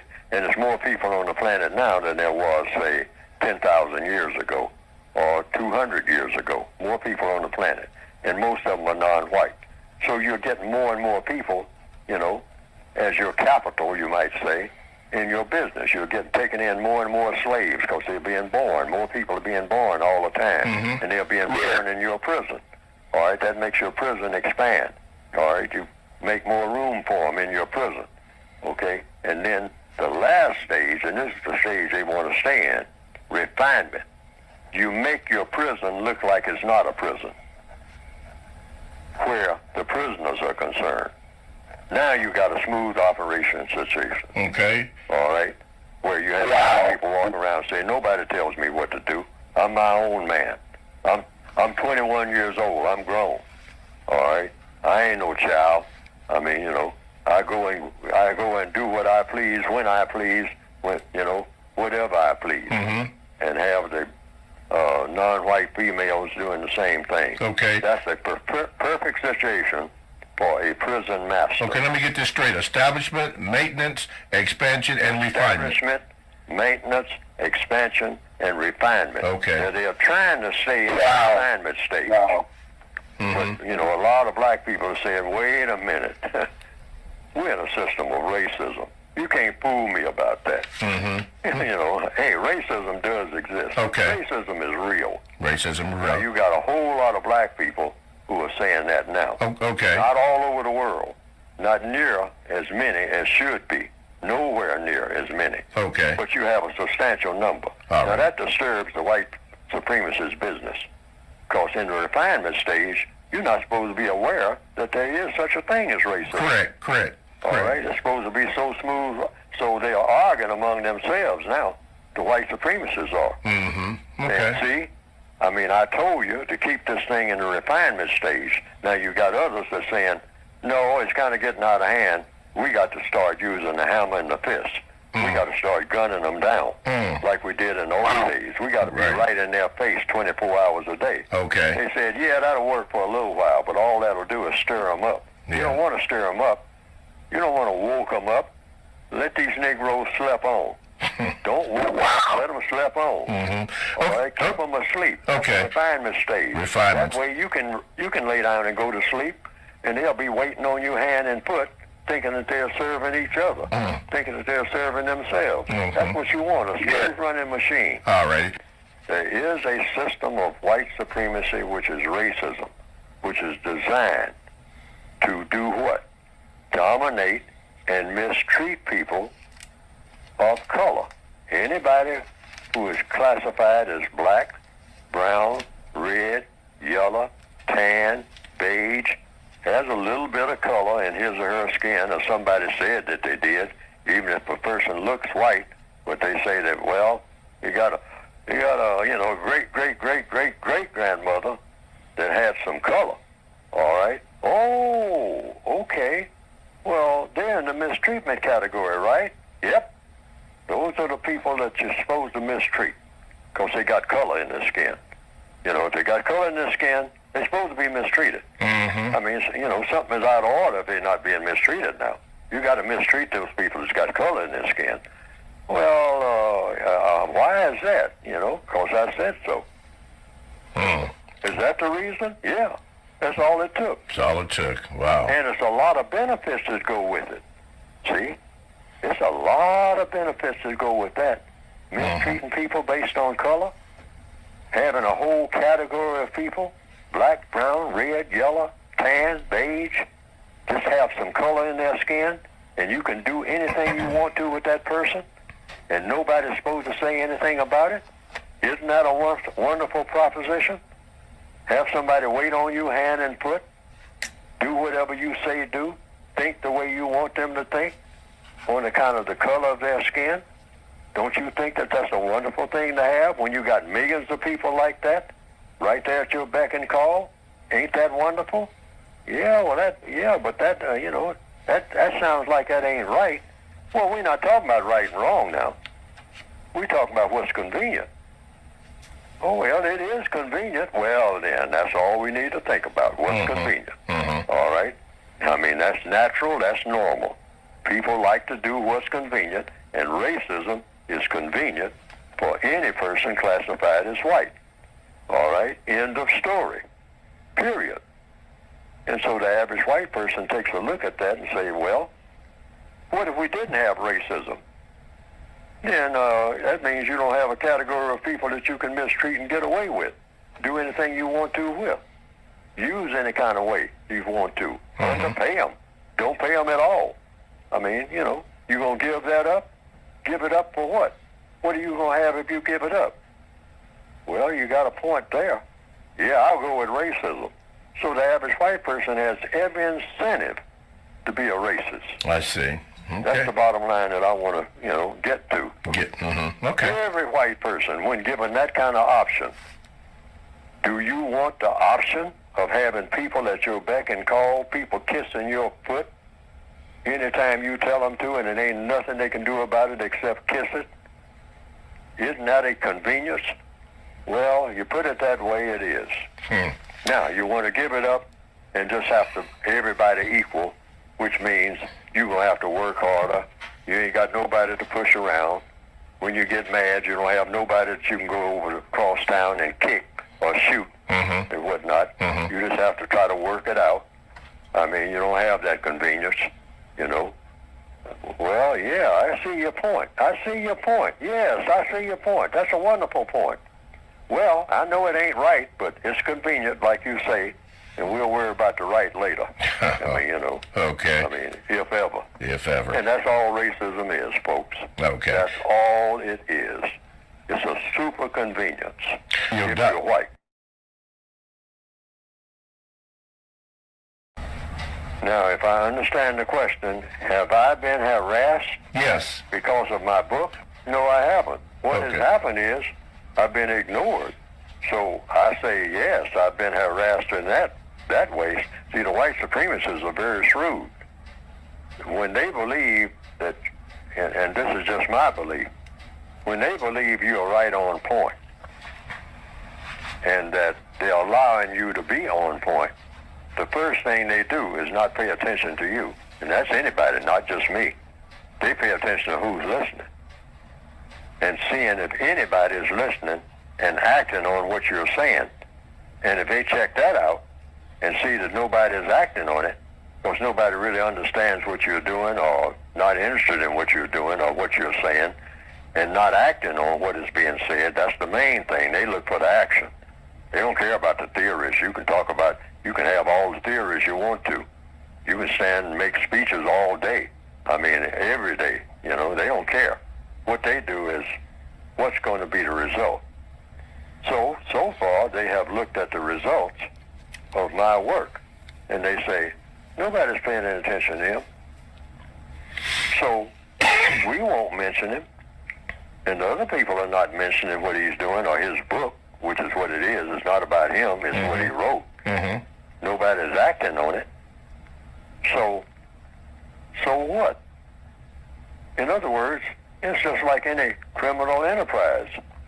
If nobody's chasing us, if people are talking about we are doing stuff we shouldn't be doing, but nobody's doing anything about it. Nobody's, they have analyzed it, and they talk about it. They say we're running this criminal operation and whatnot called white supremacy, but it's not taking any effect. Our slaves still go about doing what they always do, just get up in the morning and try to entertain each other. That's mostly what black people do, entertain each other and whatnot. So everything is, business as usual. We're right on course. We don't worry about nobody like Neely Fuller or nobody else. Doesn't make any difference who it is. Luther King and whatnot, I mean, he got to be a problem, all right? So when like in any criminal operation, see, when something gets to be a problem, maybe we have to whack somebody. Maybe we have to take care of somebody. We have to put a hit on somebody. And we'll put a hit on, and we got different ways of putting hits on people. I mean, we just let Marcus Garvey just, go back to Jamaica and die quietly. After he started his steamship line, he thought he was on a roll. He had people marching in the streets and whatnot back in the old days and all like that, talking about Negro improvement, whatnot. But he died a broken person, and we saw to that.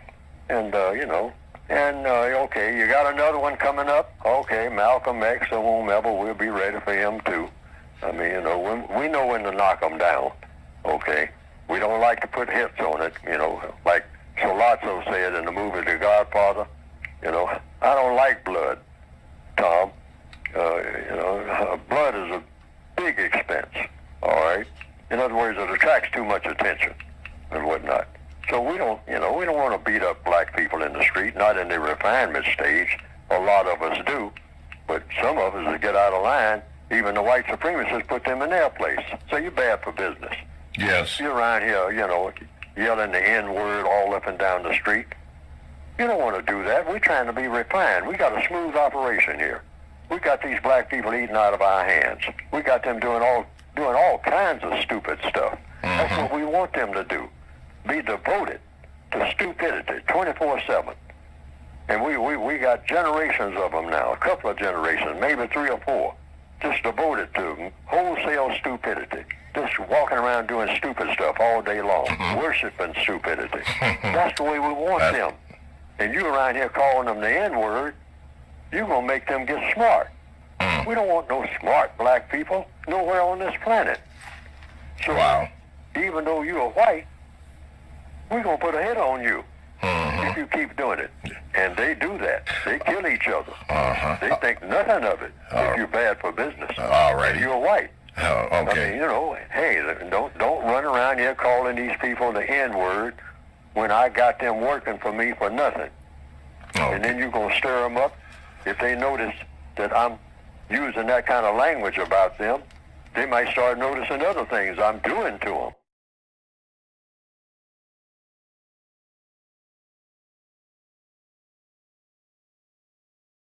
And when you're subject to a system where the system is designed to be insulting, and that's the system of racism, and all non-white people are subject to that system, that's my evaluation, then you can expect to be insulted each and every day, either directly or indirectly, even when you don't think you're being insulted, even when the insulting language is not used.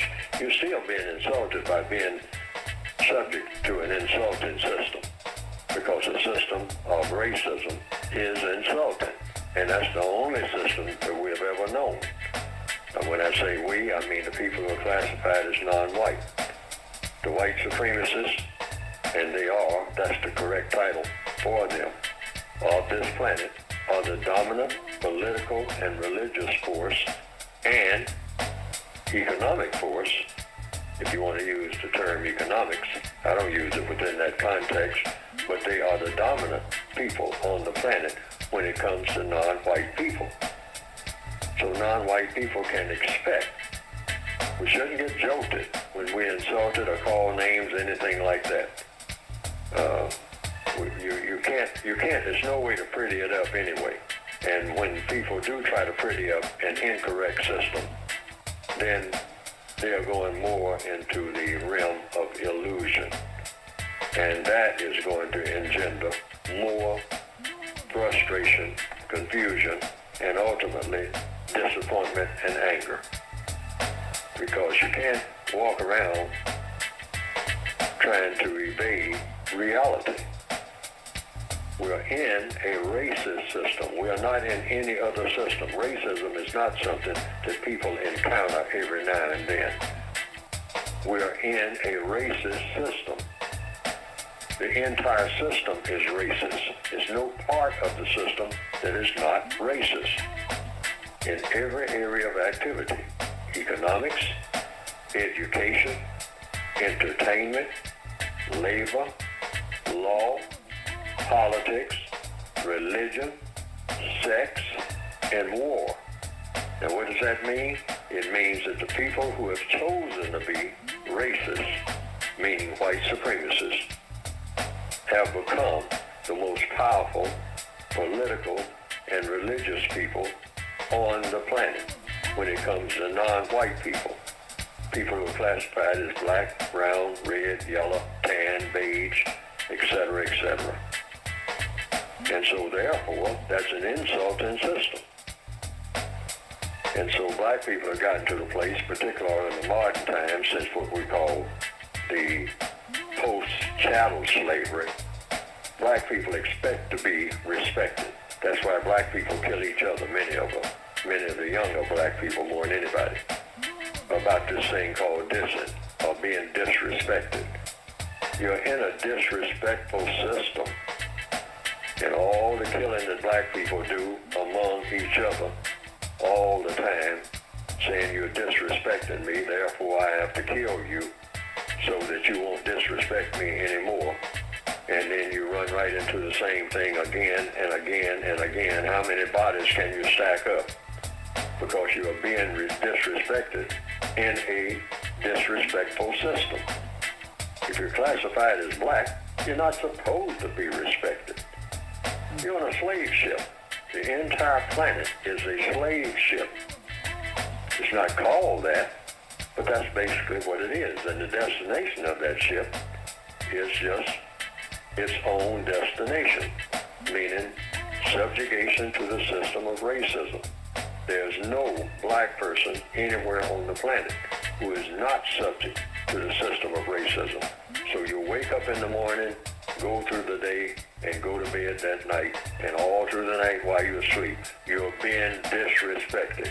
You're being insulted because you have been put into a prison based on your color. That is one of the biggest insults, not only that a person can receive, but it's really a slap in the face and an attempted insult to the creator of the universe. But the white supremacists don't care about that. They don't mind insulting the creator of the universe. They'll say, I don't like your creation. You made all these black, brown, red, and yellow people and put them among me. I'm supposed to have the planet to myself. And since they're here, though, I will insult them and I will kick them around. You're a product, even though I am your product. I don't want to be bothered with these other products that you made. So actually, they're not only at war with the black people of this planet, they're at war with their creator and with ours. Unless I've been misinformed.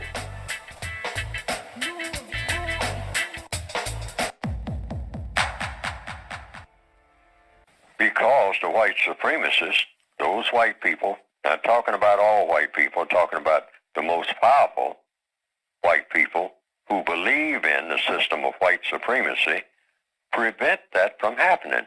That's the answer. They don't want that to happen. They don't want anything that's going to be uplifting, you might say, to use that term, of non-white people to happen anywhere on this planet. And anytime they see something that's going to be constructive happening among non-white people, they step in. Black people are always talking about, well, we need to improve ourselves. We need to do this. Marcus Garvey talked about it. Give me a little capital so that I can get a shipping line, and so that our people will not be beggars. So that the Negros, that we have here, that's what we were called then, will not be beggars, will not be robbers and thieves. That you'll be able to walk the streets in Harlem and whatnot, and all other places where black people are. And you can be safe because black people will not rob and steal from you because they have plenty of everything. They no longer want to do that. Most people are like that. Once they have things, they don't go around doing things like robbing and stealing people on the streets and all like that. So we can prevent that by seeing to it that people have the things that they need. So they are not out in the streets. They're at home enjoying themselves. And we're looking at the money coming in and whatnot. They're not thinking about harming anyone or anything like that. That's what we want. So I want to start a shipping line where we can go back and forth to Africa and all like that. And the white supremacists said, don't you know that if we wanted you to do that, we would have thought of that ourselves, Marcus, and all the rest of you black people who are always talking about going into business? Do you think that you are going to go into business on my planet without dealing with me? And I'm already in the business of keeping you in your place. And your place is under my foot. I could put you in business overnight, all of you. I could put you all in business. I don't intend to do that. And I don't intend for you to do it on your own. And if you start out doing it, I'll give it lip service and all like that. Like I'll help you, but I'll only help you up to a point. And then I will take over your business or I will crush it. That's the deal. And everybody who is in business, all the black people, who are what you might call being successful in business, at some point, the white supremacists step in and say, okay, you have reached a point now where you're fixing to get out from under my control. And that's not going to happen.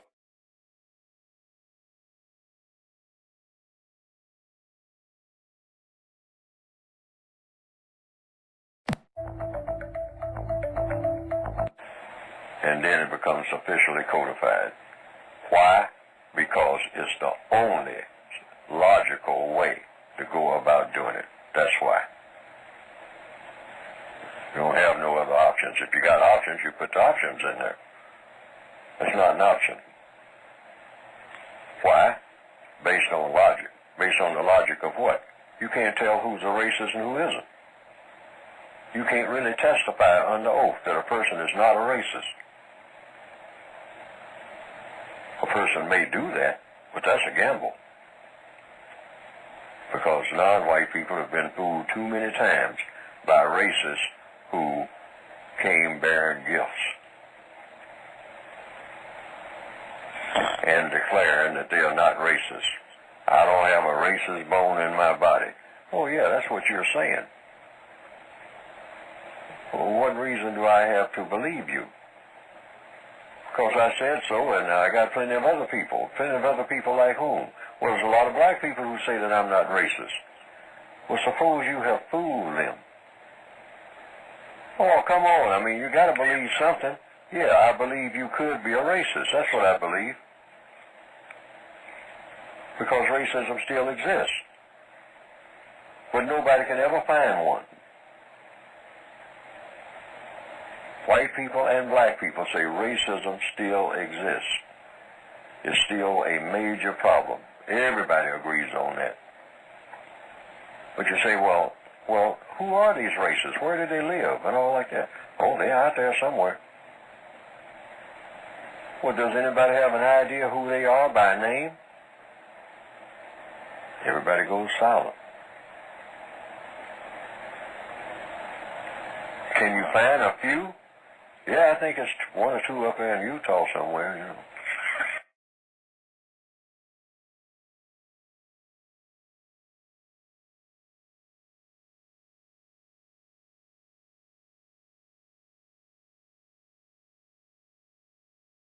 Well, according to what I've written in the code book, black people are not qualified to celebrate anything. Prisoners are not in a celebratory condition. Black people are prisoners of war. The non-white people of the planet in the system of white supremacy were born in captivity. We're still born in captivity, all of us.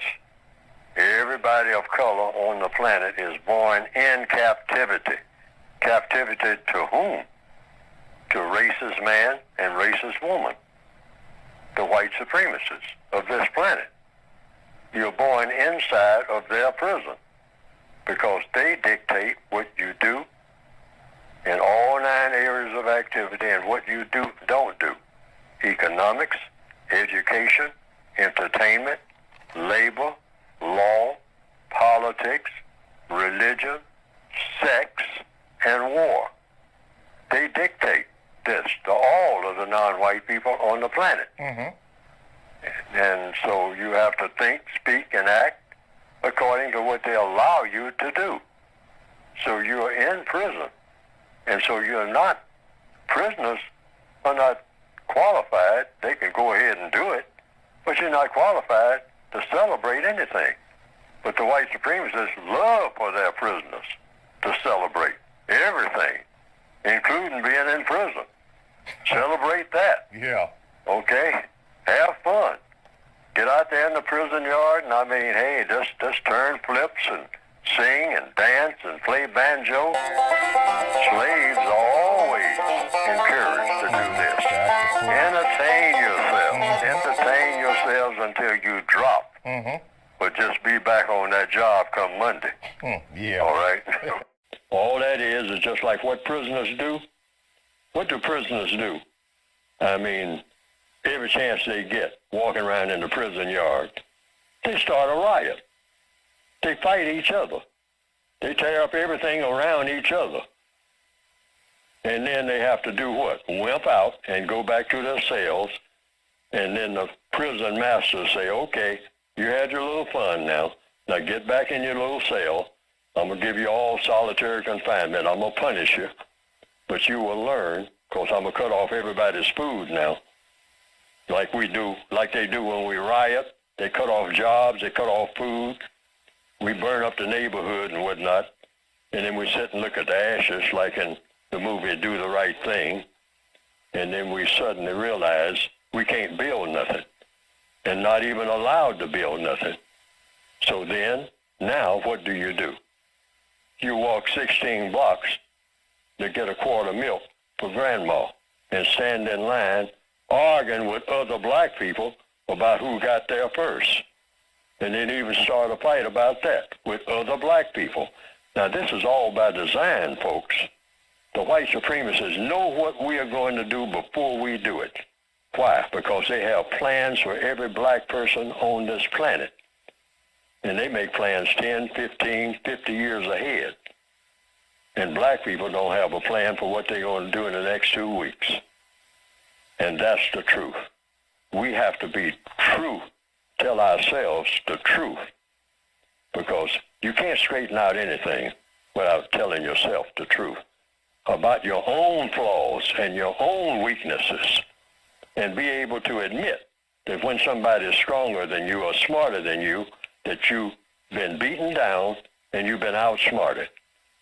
And so far, that is the plight of black people worldwide, not just in South Side and West Side Chicago, but everywhere in the world. Johannesburg, Brazil, you name it.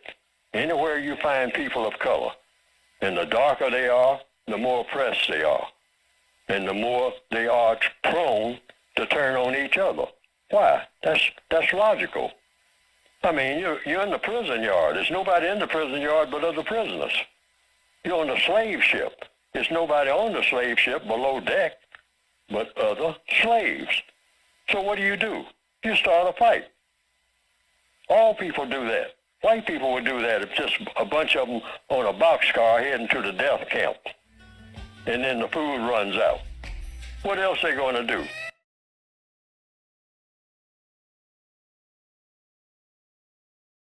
Oh, respectful. Well, let's deal with that. Well, according to what I have written myself, it's impossible for anybody to give me respect. That can't be done anyway. Respect. Okay. And there's another word that goes before the word respect, according to the code. And that word it's a four-letter word. S-E-L-F. Okay. Self-respect. Now, self-respect is what I give to myself. That's the only type of respect that's worthy of the term respect. Whenever you say respect, you're talking about self-respect. So self-respect comes from yourself. Now, what is the definition? The compensatory definition for self-respect. All right, according to the code, and it's in the code book, self-respect is, or respect itself is, just one thing: refusing to lie to yourself. Don't tell yourself lies. You've thrown respect out the window. There's no respect involved nowhere when you go around telling yourself things that are not true, that you know are not true. Okay. Now you have lost self-respect. And you don't ever, another thing about respect, use of the word respect. Words are very important. You never ask anyone to respect you. There's three things you don't ask for. You never ask for respect, you never ask for an apology, and you never ask for love. Ever. Okay. From anybody. Ever. Don't let those words ever come out of your mouth that you ask somebody to respect you. Respect comes from yourself. It doesn't come from somebody else. Other people can be discourteous and all like that. That's on them. That has nothing to do with you. You don't care what they say. Let them shout, curse, throw things at the wall, whatnot. I mean, that's their business. And that's a part of what you call compensatory conversation control. Okay? Yes. See, if you beg somebody for respect, please respect me. Please apologize to me. Please love me. These things, for one thing, respect only comes from yourself, and apologies and love is something that people give voluntarily. Those other two things, apologies and love. You never ask anybody for an apology. Why? According to logic. Because it doesn't mean anything if you have to ask for it. Right. Okay. Yes, it's when people come to you and say, I apologize for what I said to you the other day. That's when it has value. Okay. When you have to beat a person over the head and say, apologize to me, or I'm going to inflict injury on you, I'm going to say terrible things about you, or I'm going to do something to you, you better apologize. But person say, okay. I apologize. I apologize for slavery, all right? I apologize for all the things I'm going to do to you next week or this evening. And in fact, I will load you up with with apologies. I mean, and you'll have them in advance. How many do you need?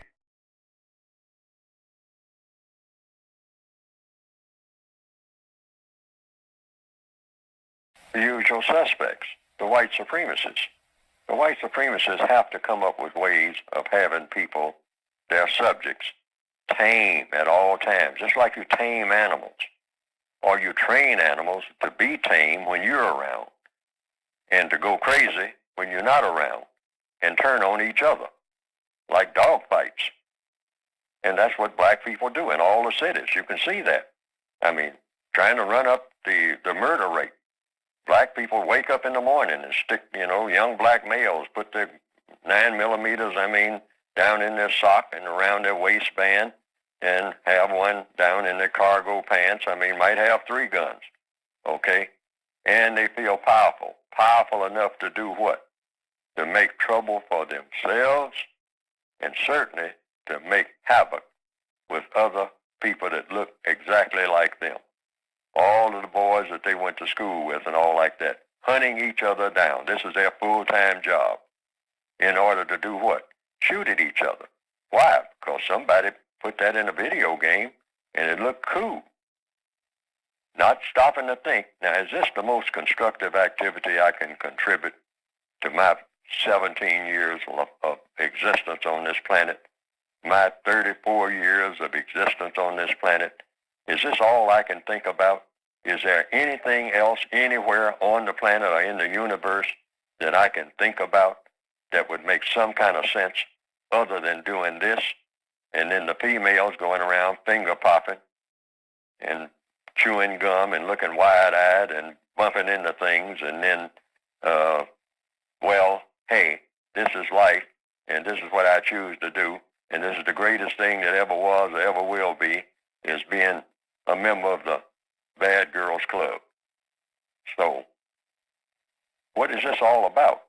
It's all according to the white supremacist plan. That's what it's all about. And it's supposed to be what? Falling under the category of what? Non-constructive activity. And then the white supremacists, who are not engaged in overall in constructive activity, because everything they do is just about dominating and mistreating people based on color. That's their whole reason for breathing. If black people look like they're getting to the place they don't much like cocaine, we'll come up with something else. We got about 15 dozen other items that we can feed them, and they're always looking for something new. Under the system of white supremacy, you can expect these things. These things are to be expected. Now, you can expect when they start out, to the extent that the white supremacist has anything to do with it. See, I can't say, according to the code, I cannot say that the Virginia or the North Carolina legislature and the people who are doing this by name, I can't name the people who are doing this and call them racist. I will say that if it has anything to do with non-white people that is detrimental, then whomever the racists are, even if they're on the moon, they are to blame if it is somehow detrimental. If it's somehow non-constructive, you always blame the white supremacists for anything that happens in the system of white supremacy that shouldn't happen. So if people are being drugged up like this, the black people don't know anything about drugs. We've said that like for ages. Cocaine and all like that, we didn't know anything about that. We didn't know how to use it in a detrimental way on a grand scale like the white supremacists have done. Mm-hmm. So if they have come up with new types of drugs, and they probably have hundreds of types and hundreds of different variations of detrimental drugs, which are just chemicals, by the way, they can mix and match them and whatnot in a laboratory and whatnot and say, let's go try this on the black people. Okay, well, let's try drug A, and then we'll try drug Q 5 years down the road. Now, when we try them out, we'll get them hooked on it, then we will condemn them for being hooked on it, and then we'll tell them that they are unfit, antisocial, and therefore disqualified for the job.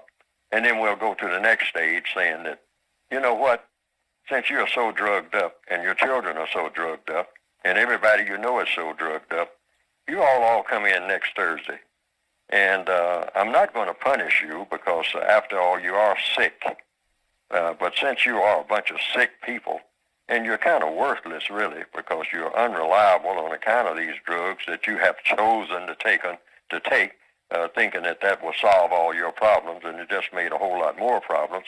But you all come in and I'll have mercy on you, and I'll just see to it that you don't have any offspring. So that'll be the next drug I'll give you.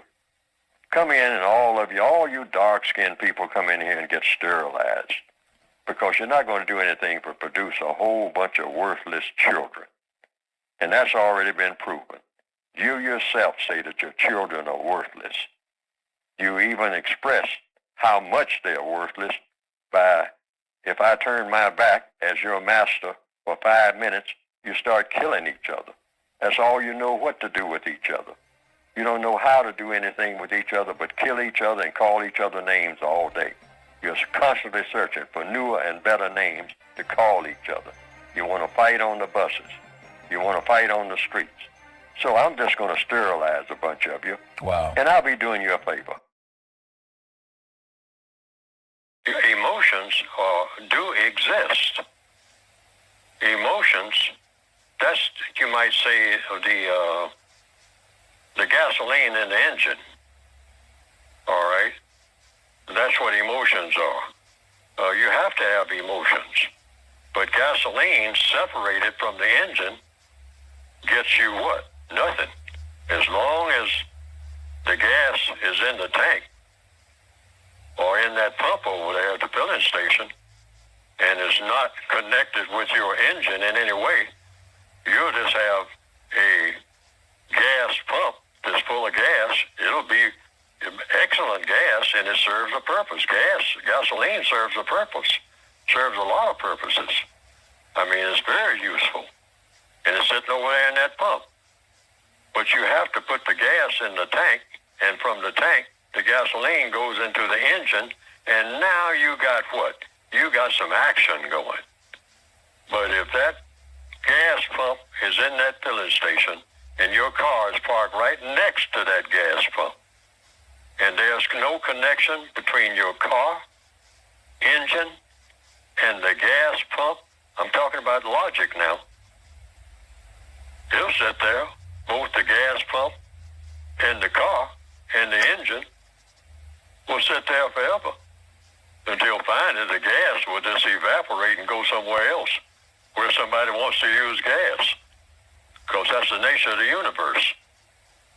You know, there's an old saying, if you don't use it, you'll lose it. That's whatever it is. That's why you got to keep your body moving. Because if your body just sits still all the time, pretty soon it'll get to the place where it can't move. Because that's the kind of signals your body is getting. Your body receives signals. So when you send your body that kind of signal, don't move, and you just sit there in one spot, you'll get to the place where when you send a signal to your body, your mind sends a signal, say, okay, ready to get up now. You ain't going to be able to get up. Now, they have found that out. From what? From experience. Okay? We learn from things. Okay? That's what logic is. See, emotions have to be attached to logic. Like gasoline has to have a connection with that engine. And then you have to have sparks and fire and all like that. Things have to come together. Like I said earlier in this program, when we talk about that word separation. I mean, you know, everything is interconnected. Everything that is ever created was created for a reason by the Creator. Now, we don't know the reasons. I've often asked. In fact, as a 10-year-old, I was asking, why is everything here? You know? Why did they say that God made everything? Why did God make anything? Well, only God knows. I came to that conclusion, and only God is qualified to say. But we can say, well, evidently God wants us to do something while we are here, whatever we call God. Some of us don't believe in God, but we believe in something because we know that we didn't make ourselves. We know that we didn't, you know, and if we made ourselves, we don't remember it. So that tells us something right there. How come you don't remember it if you made yourself? If you made yourself, how come? That's logic, all right? Not based on emotion, just based on pure logic, cause and effect. If you didn't make yourself, or if you did make yourself, don't you remember when you made yourself and what you made yourself out of? And when you decided to make yourself, I don't remember the day that I was born. I don't remember anything about it. They tell me it was a Monday and it was raining, stormy Monday. That kind of figures for me. I mean, because that's what it's been ever since. Okay, but that's another story. But, I'm talking about logic here. I'm talking about emotions being attached to logic. You have to attach your emotions to logic. Now, the white supremacists say, and they did this on the plantation, and they still do it now, right in an office building or wherever you happen to be. Negro, don't do any thinking. I'm a white person. Let me do the thinking. You do the acting. In other words, you are the engine. All right? But I am the spark plugs, the gasoline, and everything. So you don't move. You don't do anything. You've got excellent qualities. All the parts are there and all like that. But you sit there until I give you a spark. Boy, girl, all right? You sit there until I give you. I'm going to separate you from logic. I have the logic. And I also have the emotions. But my emotions are attached to logic all the time. But I'm going to detach you, black people, from your logic is not going to be with your emotions. You can have all the emotions you want, but you are not going to be allowed to be logical.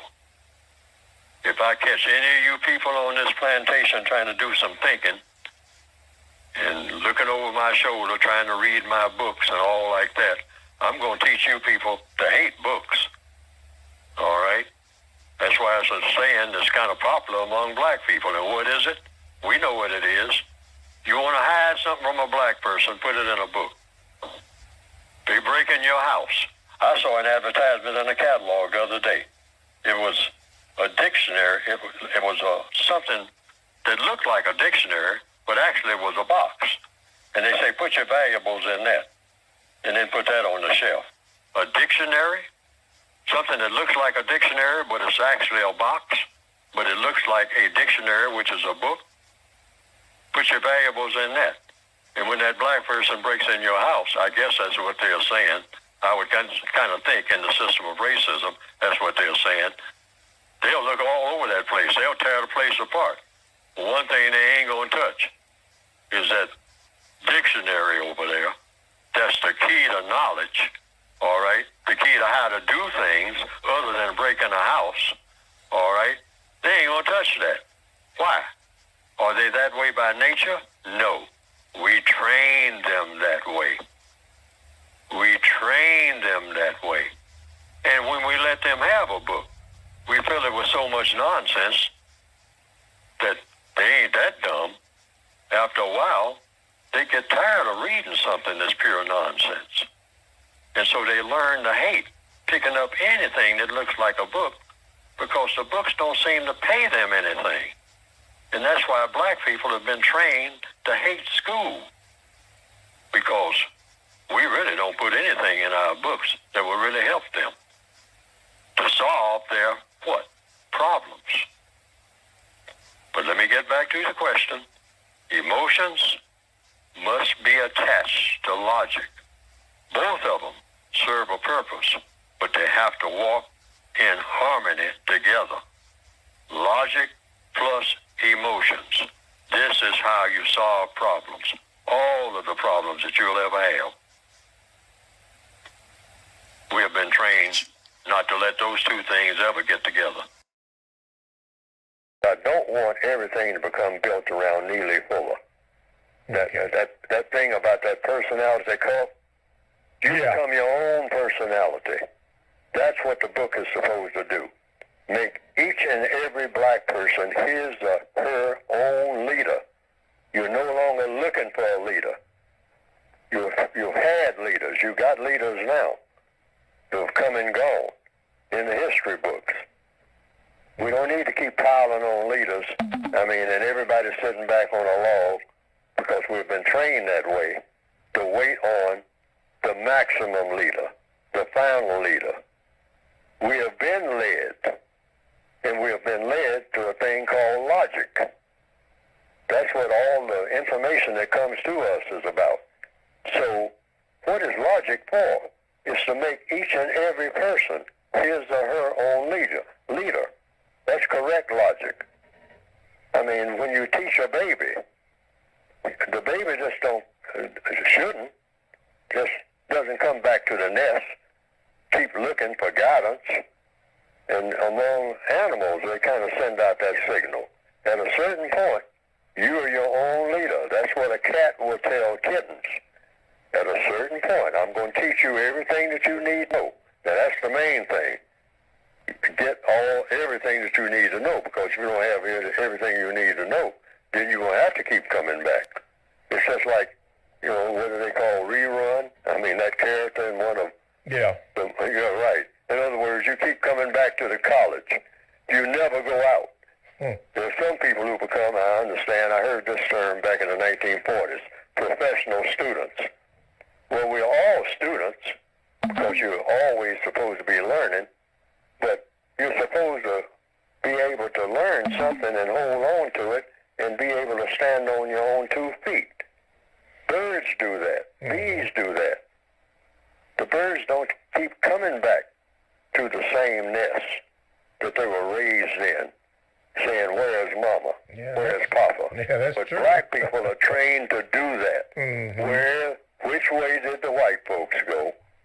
I mean, because I don't know nothing. I'm helpless. I mean, why can't they stop this killing here? We don't know how to stop killing each other. Why don't some white folks come here? And when the white folks come here, why is it that they kill so many of us? And the white supremacists say, well, I don't kill as many of you on a daily basis as you kill each other. How about that? Wow. But we say, yeah, but you kill some of us and you're supposed to know better. All right, well, what is it that we're supposed to know? When we can't spend 10 minutes alone without going at each other's throats. Correct. And there's a reason for that. And we've been taught to do that. That's why we got to break training. Black culture, as it is now, is absolutely worthless.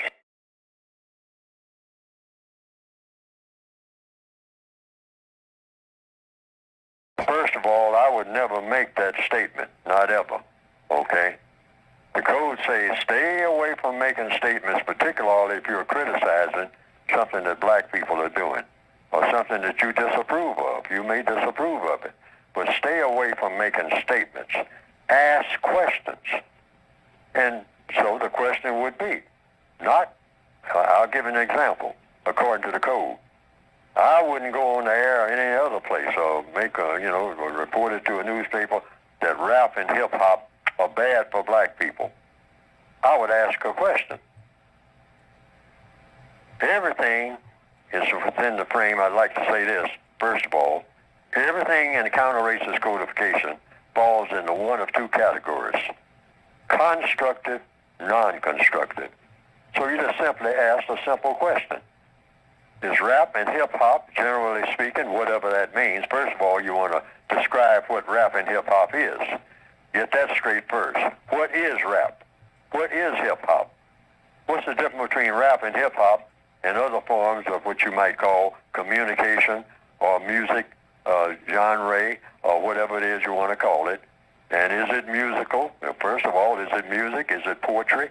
And let the person who is doing it explain what it is, all right? First of all, get that nailed down. What is rap? What is hip-hop?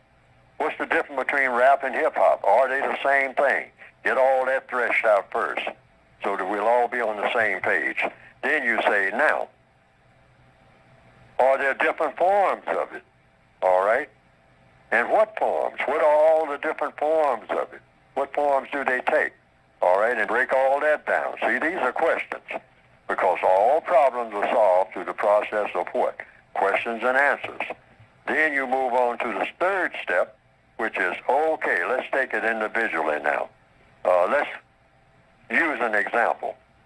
So you play a hip-hop song or a rap song, if there is a difference between the 2. Okay? Play one and then play the other. and then say what the differences are. You get that far. Then you move on to the next step. And you say, okay, is this one of the shining examples, one of the best examples of rap? All right? And so you play it, the entire thing, okay, whatever it is. And then you ask the bottom line question. Does this have a constructive effect on the thought, the speech, and the action of black people? Is this constructive or is it non-constructive? Now, you don't stop there. If you say it's non-constructive, then you have to examine it and see how is it non-constructive. All right? By what? By the effects that it has. When a person listens to it or looks at it or whatnot or plays it, what are they inspired to do? Because all sounds inspire you to do something. I don't care what sound it is. Yes. Sound of a waterfall. It inspires you to do something. The sound of water running in the kitchen will inspire you to do something. You might get up and want to say, did I leave that water on in the sink? Or go to the restroom. Yeah, right. There you go. See, you're going to be motivated to do something. So you just examine what black people are motivated to do, you know, in all areas of activity: economics, education, entertainment, labor, law, politics, religion, sex, and war, when they hear certain sounds. Because rap and hip-hop are just sounds. That's all they are.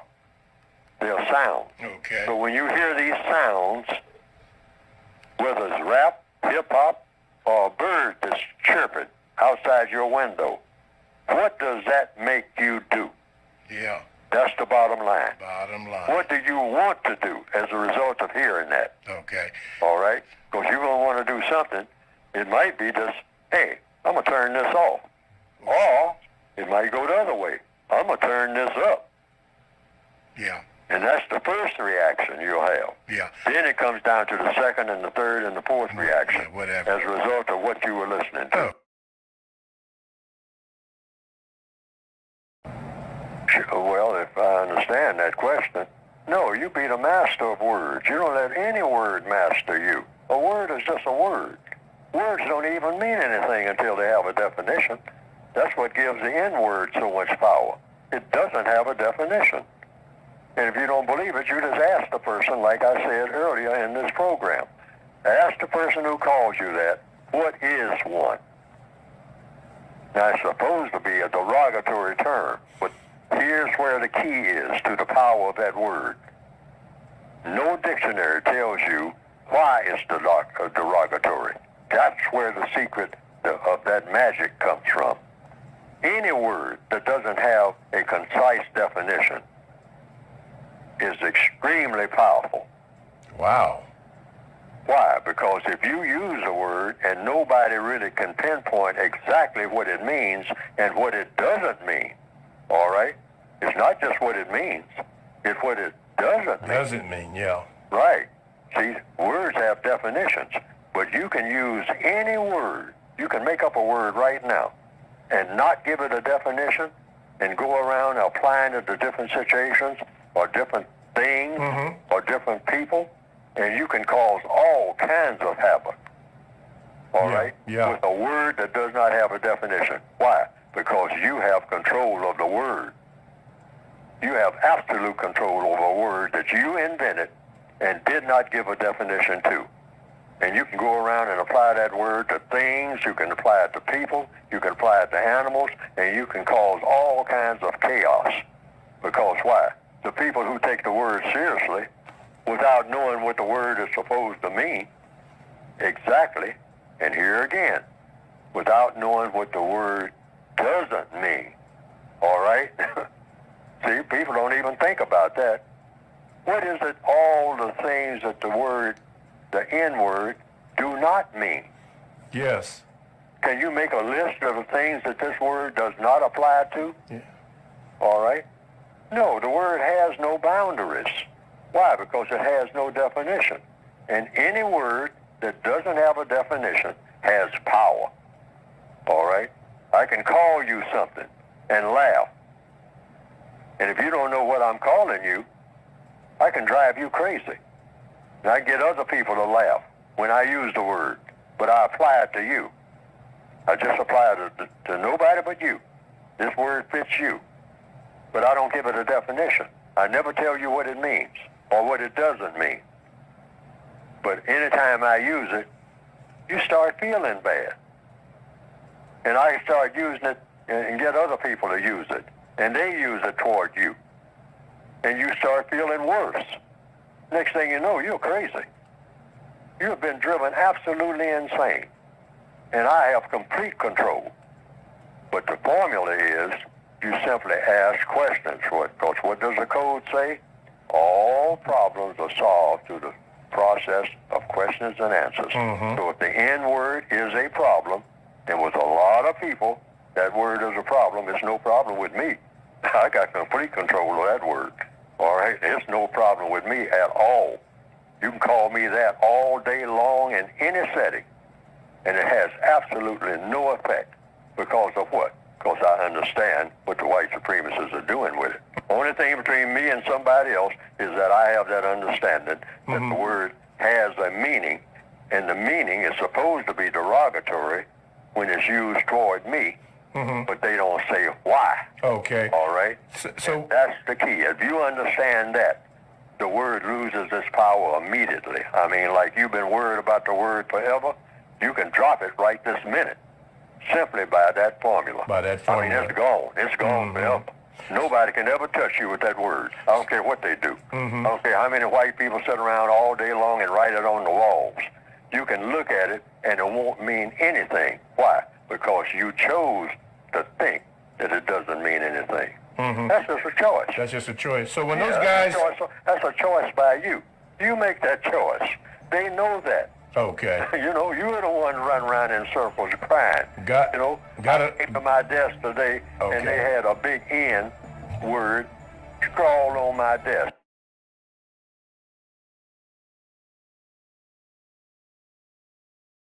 Well, there's a long list of suggestions that a non-white person can make to a white person about what a white person can do that's in the code book. But since I'm not looking at it directly right now, two of the things that are right at the top of that list. First of all, never, ever say anything to a non-white person that is not true. Because a lot of white people are always asking, they're making statements rather, they're saying, black people are always marching and complaining and whining about this and whining, and they never give you any details about doing anything. They just say that we don't like the way things are. And they break windows and turn cars over and foam at the mouth and shout slogans and whatnot, but they never go into any details about what it is that they want us to do. They call us all these names, racists, white supremacists, bigots, et cetera, et cetera, et cetera. But they're not businesslike. They just believe in running up and down the street throwing things and yelling and insults and calling us names. And we white people who want to help don't know what to do because they're too busy calling us names and not going into any details, not acting like they're going to sit down and do business in a sane, methodical manner to solve their problems. They just say, we don't like it the way it is, and we are racist, and blah, blah, blah, blah. So the code approaches this, the counter-racist code, the suggestions that I make, because many times they're telling the truth about that. Back in the 1960s, some white people were asking that same question, just in that way. What do you want us to do? Name something. And they just say, well, they say, well, what do you want? See, they use that word want. And I remember in one instance, their answer was from a group of black people was, well, what do we want? What do you got? Okay, and everybody laughed. See, but it's no laughing matter. I mean, when it comes right down to when the rubber meets the road. So the first order of business, I thought about that. That's why I started putting it in the book. Oh, when they ask you a specific question, what do you want? And you want to get into specifics, say, well, now, first thing we want is don't ever say anything to a non-white person that's not true. Now, a lot of people will say, well, we want housing, we want better jobs, we want et cetera, et cetera. We can get to that later. That's on the list, too. But top of the list is don't say anything to a non-white person that's not true. Why? Why is that in the textbook for victims of white supremacy, right at the top of the list of what you say to white people when they ask, what do you people want? Why is that at the top of the list? Because white supremacy thrives on falsehood. This is the first thing they do when they get ready to mess over people, is start saying things that are not true and get people to believe it in all areas of activity: economics, education, entertainment, labor, law, politics, religion, sex, and war. The white supremacists make sure that they have a whole arsenal, a whole warehouse of things that they say that are not true. Because when you fool people,